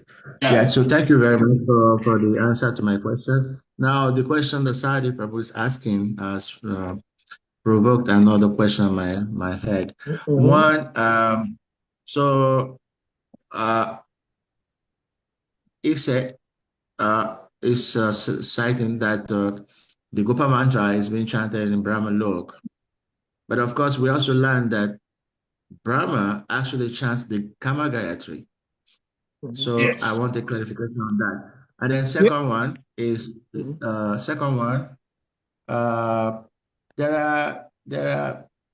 maybe other groups I would say in India who also criticized the Vaishnavas, saying that the Mahamantra, that the Hare Krishna mantra is the Mahamantra. So they also say that there are other Mahamantra. Actually, they consider the Brahma Gayatri as Mahamantra. Yes, they consider Brahma Gayatri as Mahamantra. So yeah, and then of course the Shivais also say that the Mitu, what do you say? That Shiva mantra, the Mitu Manjana, is also Mahamantra. So we hear Mahamantra being used to qualify different mantras. The Hare Krishna mantra is considered by Vaishnavas Mahamantra. And then there are those who say that the Brahma Gayatri is the Mahamantra. Actually, that most people in India, many other school of thought in India, consider the Brahma Gayatri as the Mahamantra. So these are my two questions. One is, if the Gopa mantra is what is chanted in Brahma Loka, but Brahma himself chants the Brahma Gayatri. So please, can you hear me now? Yeah. So for the first part of the question, it's mentioned in Brahma Samhita, after cultivating tapasya, after surrendering and cultivating bhakti for so many thousands of years, he heard the Gopala mantra from Dibya Saraswati. From chanting of the Gopala mantra, he realized Kam Gayatri. So therefore, in our parampara, these two mantras have always been given. Gopal mantra, the Gopal mantra is to allow you to realize Kam Gayatri. Now, during the time of Mahaprabhu, we did not until the time of Bhaktisiddhanta Saraswati Thakur did we chant Brahma Gayatri. Bhaktisiddhanta Saraswati Thakur gave a very famous lecture to the Smarta Brahmins, who declared that so many different castes of people, how can they be wearing Brahmin threads? How can you consider them Brahmins? How can they worship the deity? So he gave a very famous lecture, which became a book called Brahman and Vaishnav. As part, not only of that, but prior to that, when he instituted the Gaudiya Math, 1921, he gave this Brahma Gayatri to prove that no matter what caste you came from, if you were a Vaishnav, then you're actually a Brahmin. That's why if you look at the pictures of the Parampara, only back to Bhaktisiddhanta Saraswati Thakur, they're wearing a upavit, means a sacred thread. If you look at Gorkashoras Babaji Maharaj, Bhaktivinoda, they're not wearing a thread because they did not chant Brahma Gayatri at that time. So we chant Brahma Gayatri coming in the line of Srila Saraswati Thakur. Those in India who say that Brahma Gayatri coming from the Vedas, is the supreme mantra, it may be their opinion. But we get the opinion that the Hare Krishna Maha Mantra is the Maha Mantra because Mahaprabhu said it's the Maha Mantra, and he's Bhagavan himself. Because he said it, we accept it. Vishwanath Chakravarti Thakur made a very deep statement. Arajo Bhagavan Vrajesha Tanayas Tad Dhamma Brindavana. The last line of this verse says, Srimad Mahaprabhu Matam Idam Na Tatra Adhar Na Paraha. I only respect this opinion of Mahaprabhu. I don't give adar necessarily. Adar means like regard to any opinion that doesn't align with the opinion of Mahaprabhu. Because Mahaprabhu himself is Swayam Bhagavan. He says this is the Maha Mantra. He selected this. We say it's Maha Mantra. So it's not like our word against theirs. It's Bhagavan's words against theirs. And I think I'll take the side of Bhagavan. So the other question, Prabhu, was about the Gopala mantra. Tell me the second part again. Yeah, I think you already explained it. Yeah. Yes. That if in Brahma log they're chanting yes. Gopa mantra, Yes. Then Brahma chants Kamagayatri. So you have already explained both, that one leads to the other. Yeah, exactly. So, and actually that's how it is. You know, if you look, there's three kinds of prayers. Jayatam Surato Pangur, then Divyat Brindavan Kalpadruma, Shriman Rasa Saurambi. Each of those prayers goes with one section of the Gopal mantra. Because one section establishes Sambandha, the first part of Gopal mantra. The second part is Abhideya. The third part is the Prayojan. Okay. Hare Krishna. Yeah. Pujapad Shanta Maharaj is sitting here with me as well. He's visiting. Oh, Shanta Maharaj is there. Say Haribol. Hare Krishna, Maharaj. Please, our obeisances. All glories to you. All glories to Hare Krishna. Hare Krishna for organizing this. Very good. Yeah. Hare Krishna. Thank you so much. But yeah, because so many people are on, and so you can't really go into detail so much about the name of the mantras. But I'm giving that for those who have and so forth, and so on, like that. There is one. There is one statement you made a very short while ago, which is so beautiful and a reminder to what my Gurudev once shared with us all. Because there was a time, you remember, in ISKCON, where it was said that no guru should sit on a Vyasasana. And my Gurudev had come to our zone, and he was offered a Vyasasana, and he sat on it. So I was fanning him, and I'm always asking questions, most of the time stupid questions. So somehow I was bold enough to ask him this question, that Gurudev, we are told that no guru should sit on the asana, but you came in here and we offered you the asana, you accepted it, you sitting in here. So his response was that is nonsense. So I actually couldn't complete my question because I was asking and he interrupted. He said, that is nonsense. So I felt I didn't have to continue. And then he urged me to finish my question. So I gathered some mojo and then I completed my question. And he said the same thing, that if one thinks himself as the guru, then it's already fallen.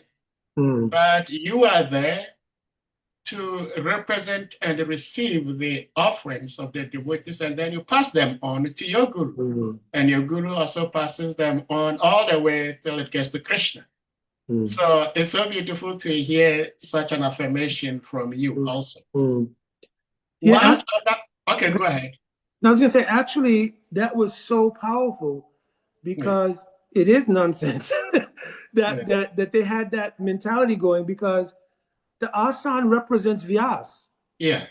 You understand? So the guru sits on that asana to also break their own idea. If they think I'm guru, oh, now I'm sitting on the seat of Vyas, I'm representing Vyas and Parampara. I'm not representing myself. Yeah.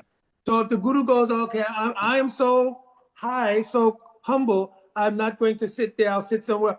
And so now, rather than taking shelter of Vyasadeva and Parampara, I'll have my own separate seat.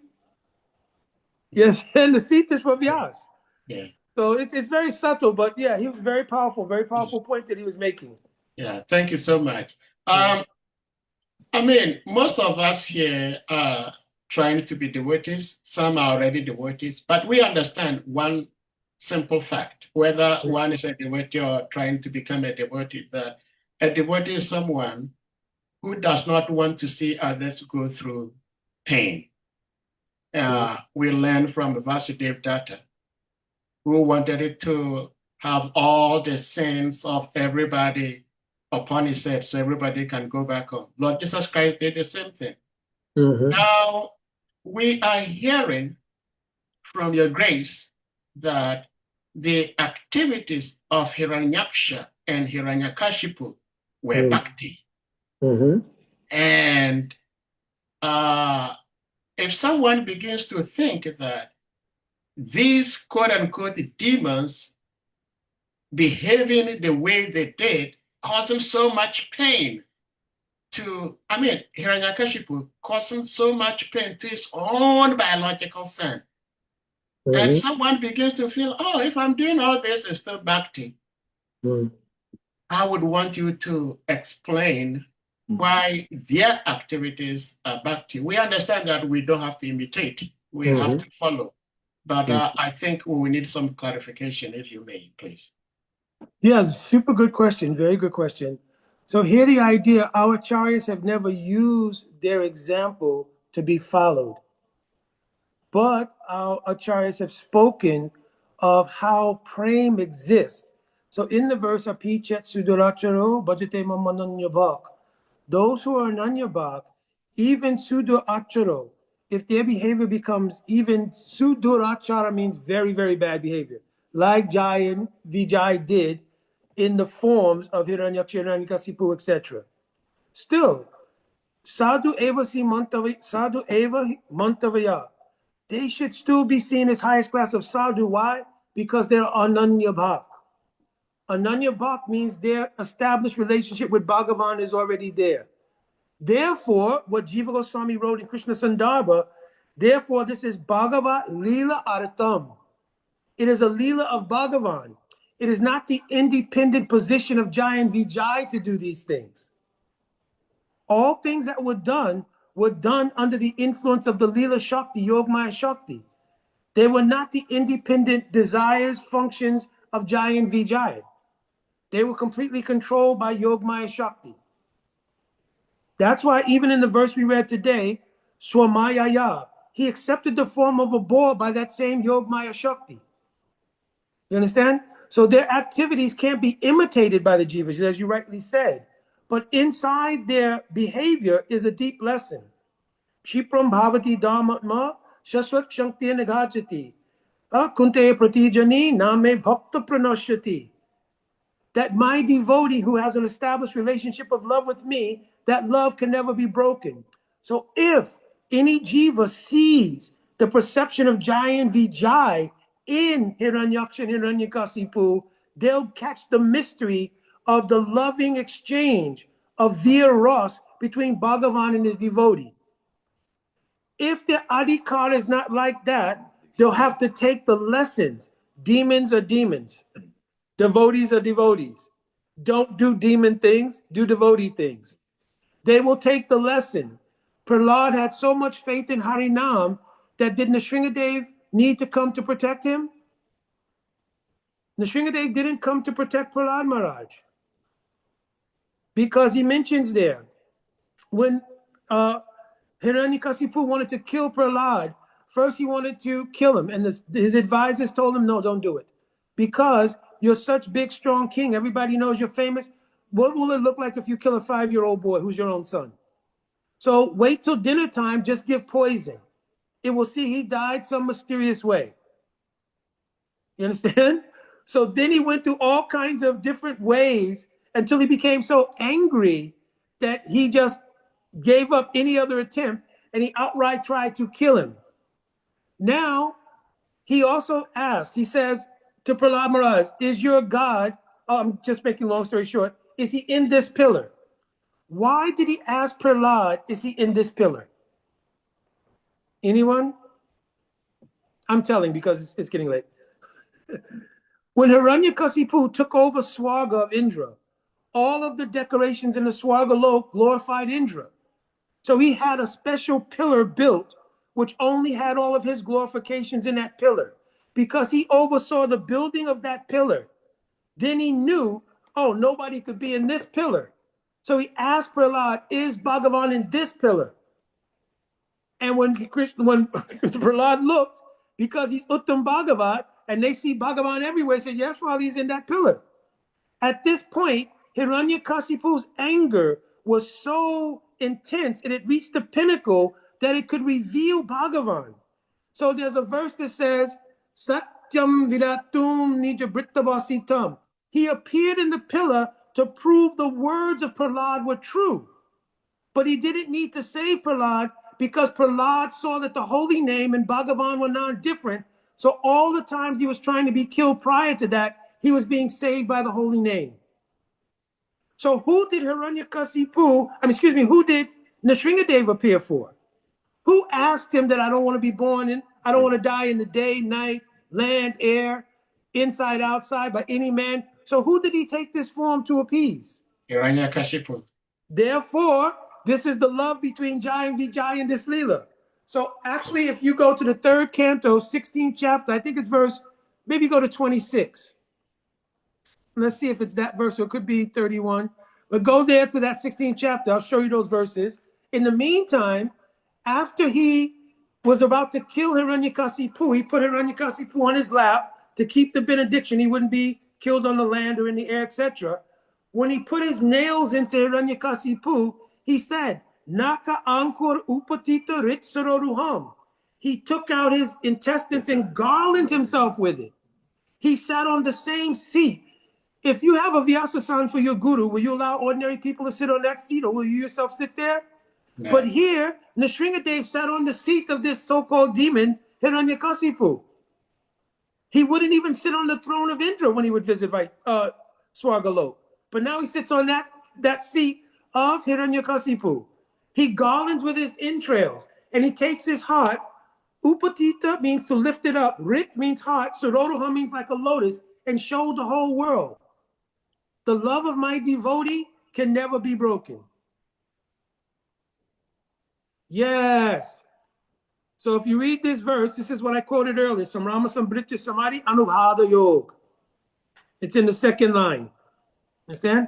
Yeah. Now, if you read Srila Prabhupada's purport, you'll find a very amazing thing. Yeah. First of all, okay, let's read it. The Lord stated that the punishment inflicted by the sages upon the doorkeepers was originally conceived by himself. So it wasn't Jai and Vijay. It was originally done by Yog Maya Shakti on the desire of the Lord. Without the Lord's sanction, nothing can happen. It is to be understood that there was a plan in cursing the devotees. So if you go down a little further, okay, the Lord sometimes desires to fight. The fighting spirit also exists in the Supreme Lord. How could the fighting be manifest at all? Because the Lord is the source of everything, right? Then he's going to say, at some place he's going to say that they were absorbed in bhakti yoga in anger. It might even be in the transliteration. But keep going down, because it may be in the purport as well.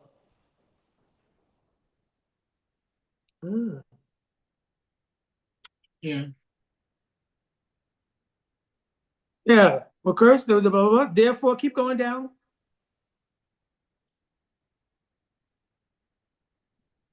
Oh, sorry. Okay. Is it about the Asura Jan? Yeah, no, I think blah, blah, blah. There's actually, it could be the other verse in 16th chapter where he mentions directly that actually they were doing bhakti yoga in anger.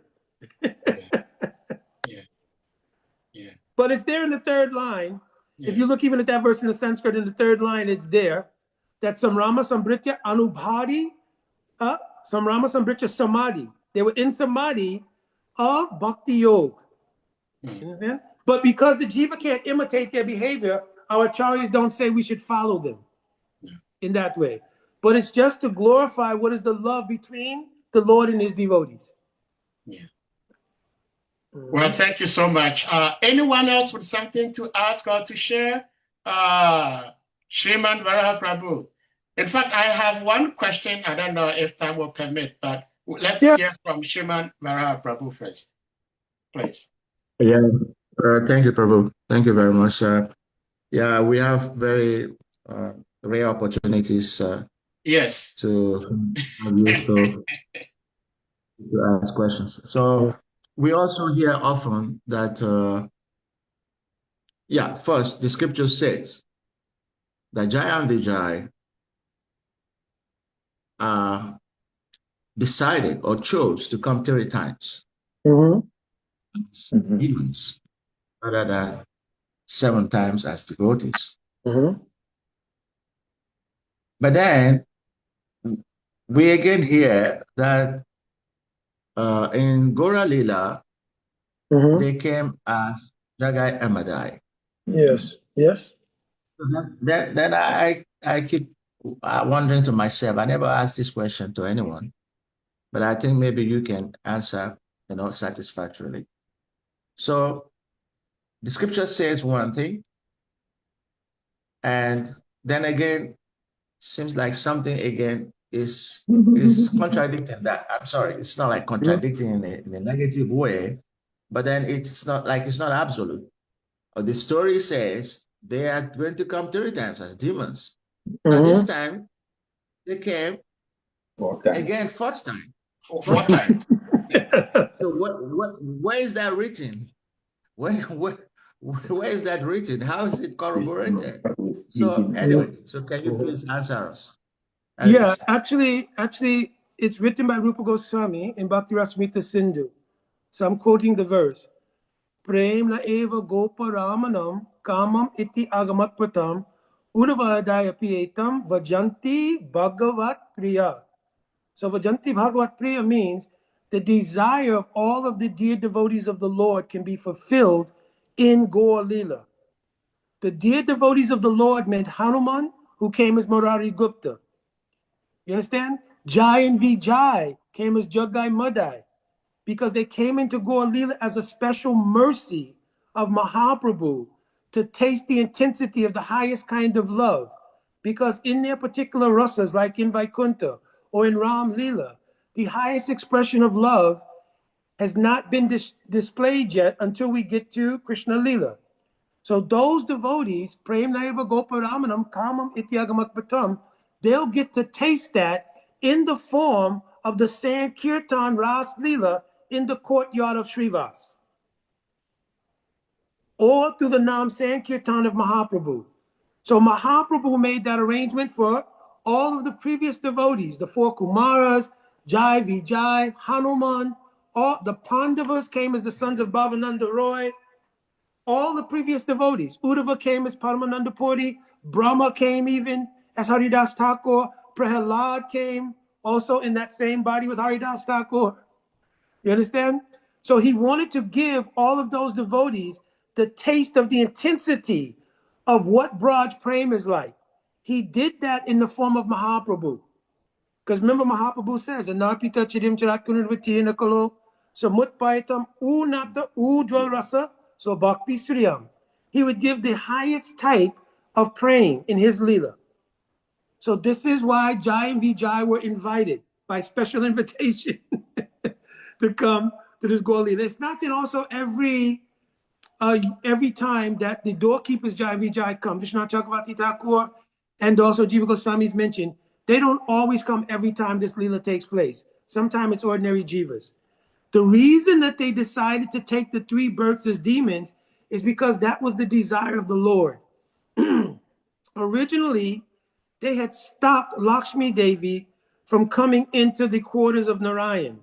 Lakshmi Devi in her mind, she didn't curse them, but in her mind, it says by Acharyas, she thought about cursing them. So when the Lord gave them an option, he wanted to prove that the desire in the heart of a devotee is always for the service of the Lord. So he said you could take 7 births as devotees. Now, if they had taken 7 births as devotees, they're pure devotees. What's the difference between Vaikuntha and here?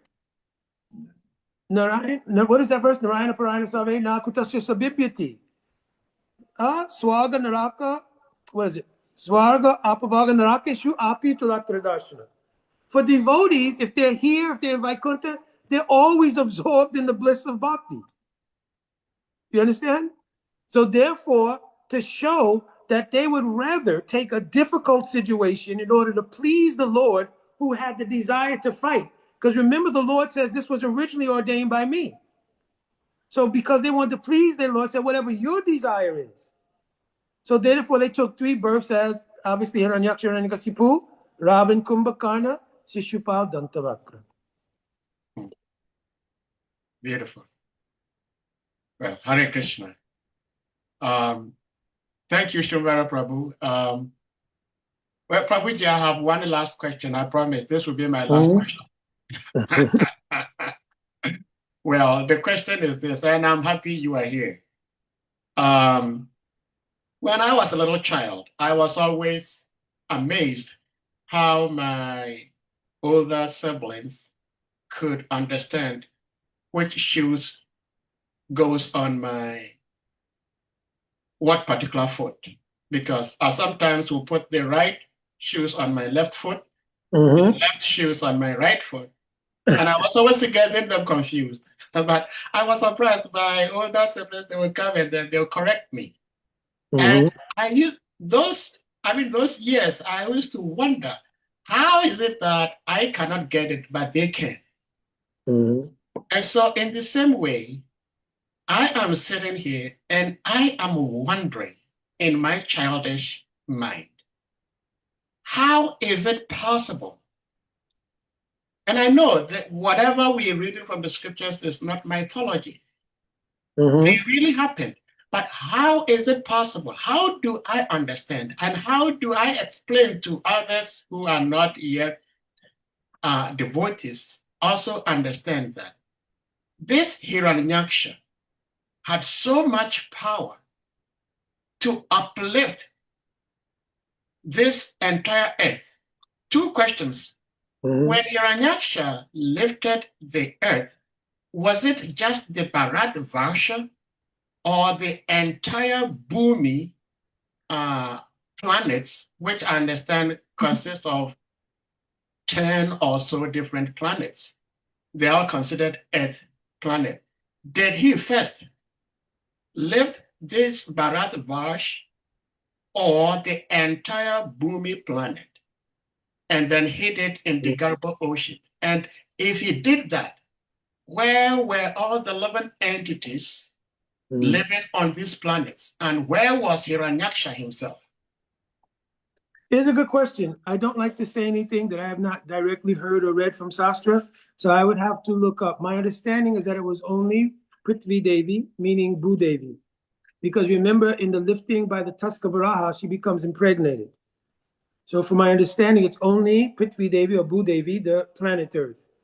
So I could look in the commentaries of 5th Canto and see if there's anything related to Bhumandal as a whole. And from what I understand, the nature of Yogmaya Shakti creates what's called Prakosh. Prakosh means chambers of a Leela. So it is possible that all the living entities on the planet at that time, though being submerged, have no consciousness of being submerged in the ocean.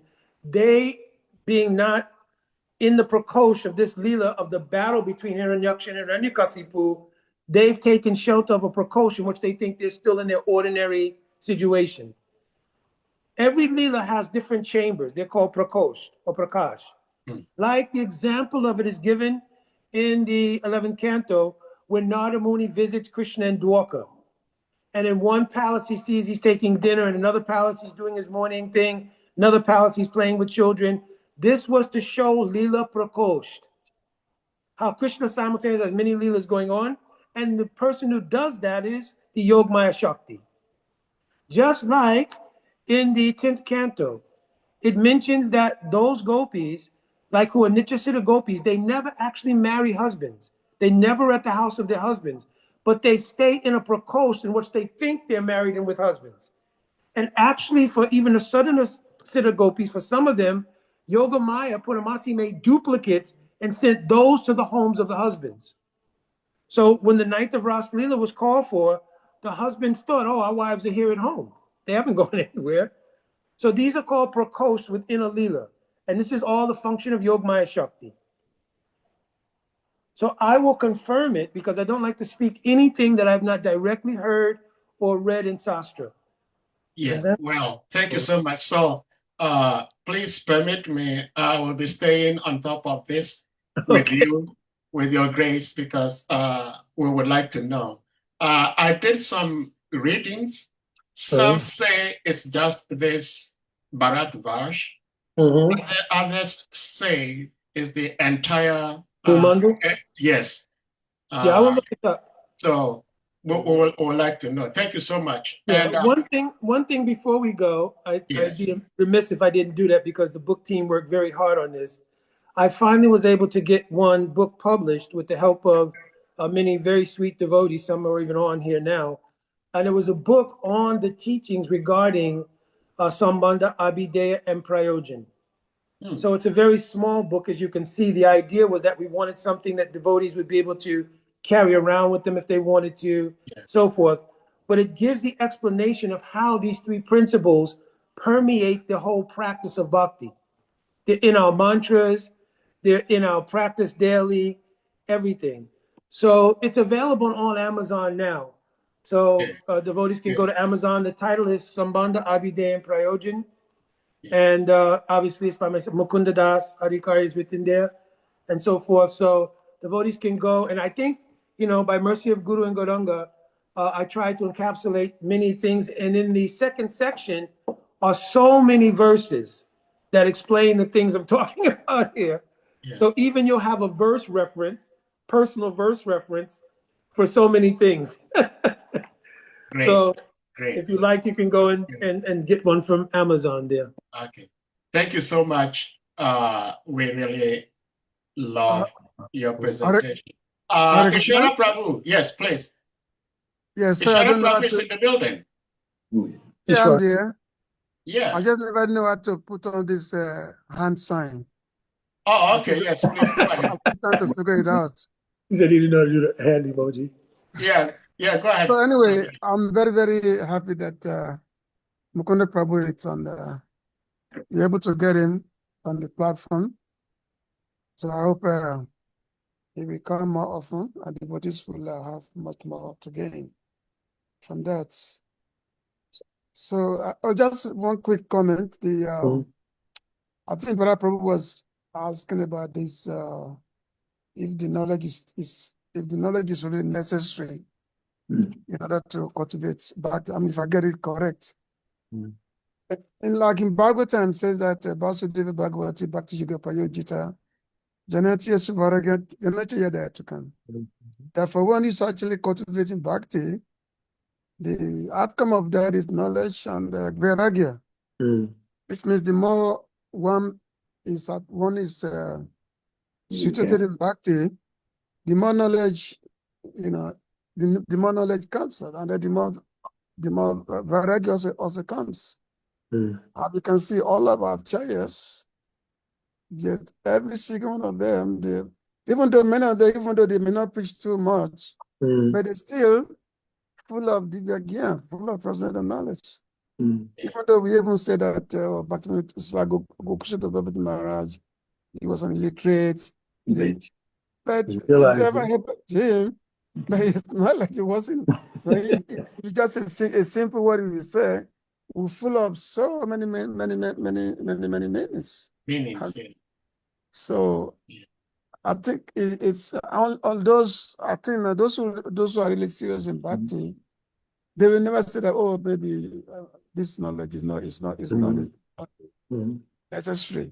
So we should actually appreciate those devotees who are able to articulate those this transcendental knowledge by which we can actually take advantage of. So that's one thing, Maharaj. Sahaprabhu, also one last thing, then Maharaj wants to mention some. But if you can go to verse 31, I found that verse I was thinking of. And Prabhupada's purport is right in the beginning. 16? Yeah, 16. So it's going to be 3:16:31. Okay. Yeah, because sometimes it bugs me if I can't find exactly where the verse is. And also the Srila Vallabhacharya, one of the Vaishnavacharya, the Vallabh Sampradaya, in their platform is that the Lord himself, in order to facilitate his own Leela, so he create like the devotees and the demons. So which means both demons and the devotees, they are creation of the Lord himself to facilitate its own Leela. I mean, we find that just like I think another Muni, who was in the seventh canto Bhagavatam, he was actually praising the demon. He was saying that the demons, they are so God conscious, Krishna conscious, that we wish that we could be like them.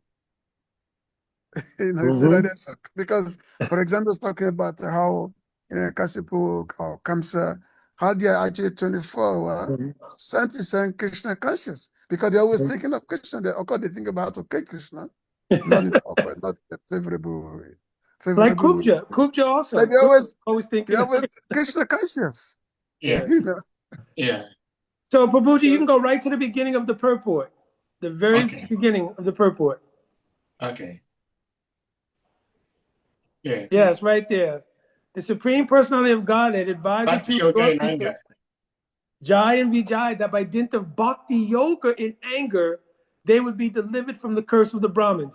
Yes. So the angrier they became, the more their bhakti was increasing. That's why when Hiranyakasipu hit the pinnacle of his anger, or Hiranyaksha hit the pinnacle of their anger, at that time their bhakti was fully manifest. At that time, the Lord would kill them. Wow. This is so beautiful. Of course, we studied the Bhagavatam in chronological order, so obviously we read this, but my brain is so porous. It went out. Also, I didn't sorry, remember. just one more comment. Yes. In the book I'm currently compiling, Yeah. the Bhaktamala. So in this book, it's actually clearly mentioned about the situation of Jan Vijay, who came and played this. So their role of coming to play this demoniac role, because this is what the Bhagavan actually wants. Wanted. And the devotees, even though it may not be, whatever, a devotee does whatever Bhagavan was. Mahaprabhu said, Aslishava Padam Pinastruman, that, oh my dear Lord,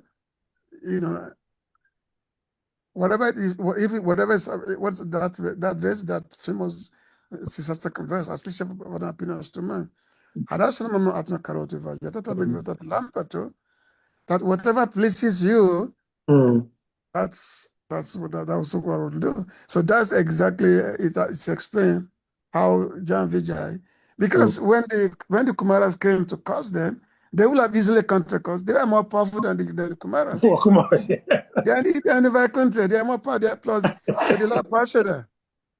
They are the Lord's associates. So they're much more powerful than the Kumaras. But they will have counter curse easily. Yes. But this is the Lord, this is the Lord's own doing. And that's why when there's the altercation going on between the Kumaras and the Jan Vijay, Narayana was smiling with Lakshmi, was smiling. He was saying it was like he was having fun. See what is going on. Listen, Ishwar, that's why you have to finish the Symphony of Commentaries, because in Sanskrit it's there, so the ones who could read Sanskrit, you could read them.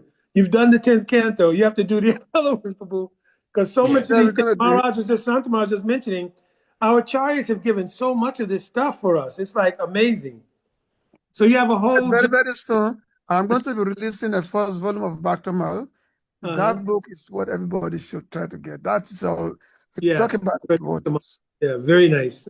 The first volume will be coming out, and that first volume is about 800 pages. Yeah. But you still got to do the rest of the Symphony of Commentaries. So there's going to be 4 volumes. There's going to be 4 volumes like that of the Bhaktamal. So, all right, Prabhuji. I think Maharaj wanted to say something. It's okay. He was talking about that it's very important for us to be able to have access to the books of the acharyas. They've written so many things. Yeah. Like many of the things I'm speaking, Srila Prabhupada, I've already mentioned before in that verse in Adi Leela 2:117, how much importance Srila Prabhupada gave. And if you look throughout Srila Prabhupada's writings, even in the very first verse, he quotes Vishwanath Chakravarti Thakur, this and that. And now Srila Prabhupada was so merciful. He just put it all together in a synopsis and gave it so we can understand it. Because actually, when you read it, it'd be very difficult to understand if Srila Prabhupada had not put it in a way we could digest it. It would never have happened. Thank you so much, Prabhuji. Yes. Dear devotees, we are going to round up. We've been here for more than 2 hours. I didn't realize we've been here for more than 2 hours. Yes. So that is the sign that we were actually relishing what's going on. So dear devotees, we're going to humbly request you all to kindly unmute yourselves, and we all chant Hare Krishna Maha Mantra, which we understand is the embodiment of Sri Radha Krishna. Sorry, just excuse me. Today, one devotee just passed away today. One very senior devotee. Kratu Prabhu. Kratu Prabhu. So he passed away today, just a few hours ago. I was just there, just before I came on the platform. Oh, yeah. So the it's just a big blessing for many of us, of course, maybe as old age is there, many devotees. We don't know when our time will come. Yes. So it means time to take this back to take it much more serious. Yeah, so we'll chant for him also now. Yes. Thank you for sharing that, Ishara Prabhu, because I remember 5 or so days ago, somebody had posted that he passed away, and you corrected that. No, He just passed away today. Yeah. So we're sorry to hear the passing of His Grace Kretu Prabhu, who has done so much amazing service to Shri Prabhupada's mission. And we're sorry only because we're going to be missing his physical association, but we're also glad knowing that he is promoted to a higher, better dimension to continue his service. But as Vaishnavas, we are very much sad to hear of his passing. And with that, like his great Srimad Mukunda Prabhu shared, we're going to be chanting this Hare Krishna Mahamantra also in the honor of His Grace Kretu Prabhu. So, dear devotees, please, you may all unmute and we do this together. Jai. Hare Krishna, Hare Krishna, Krishna Krishna, Hare Hare, Hare Rama, Hare Rama, Rama Rama, Hare Hare. Pancha Kalpa Taribhyascha Kripa Sindhya Evacha Patitana Pavanebhyo Vaishnavabhyo Namo Namaha. Ananta Koti Vaishnava Vrinda Ki Jai. All glories to His Grace Kretu Prabhu Ki Jai. All glories to our revered speaker, His Grace Srimad Mukunda Prabhu Ki Jai. All glories to the Prabhupada Ki Jai. All glories to Assembled Vaishnavi devotees Ki Jai. Hare Krishna.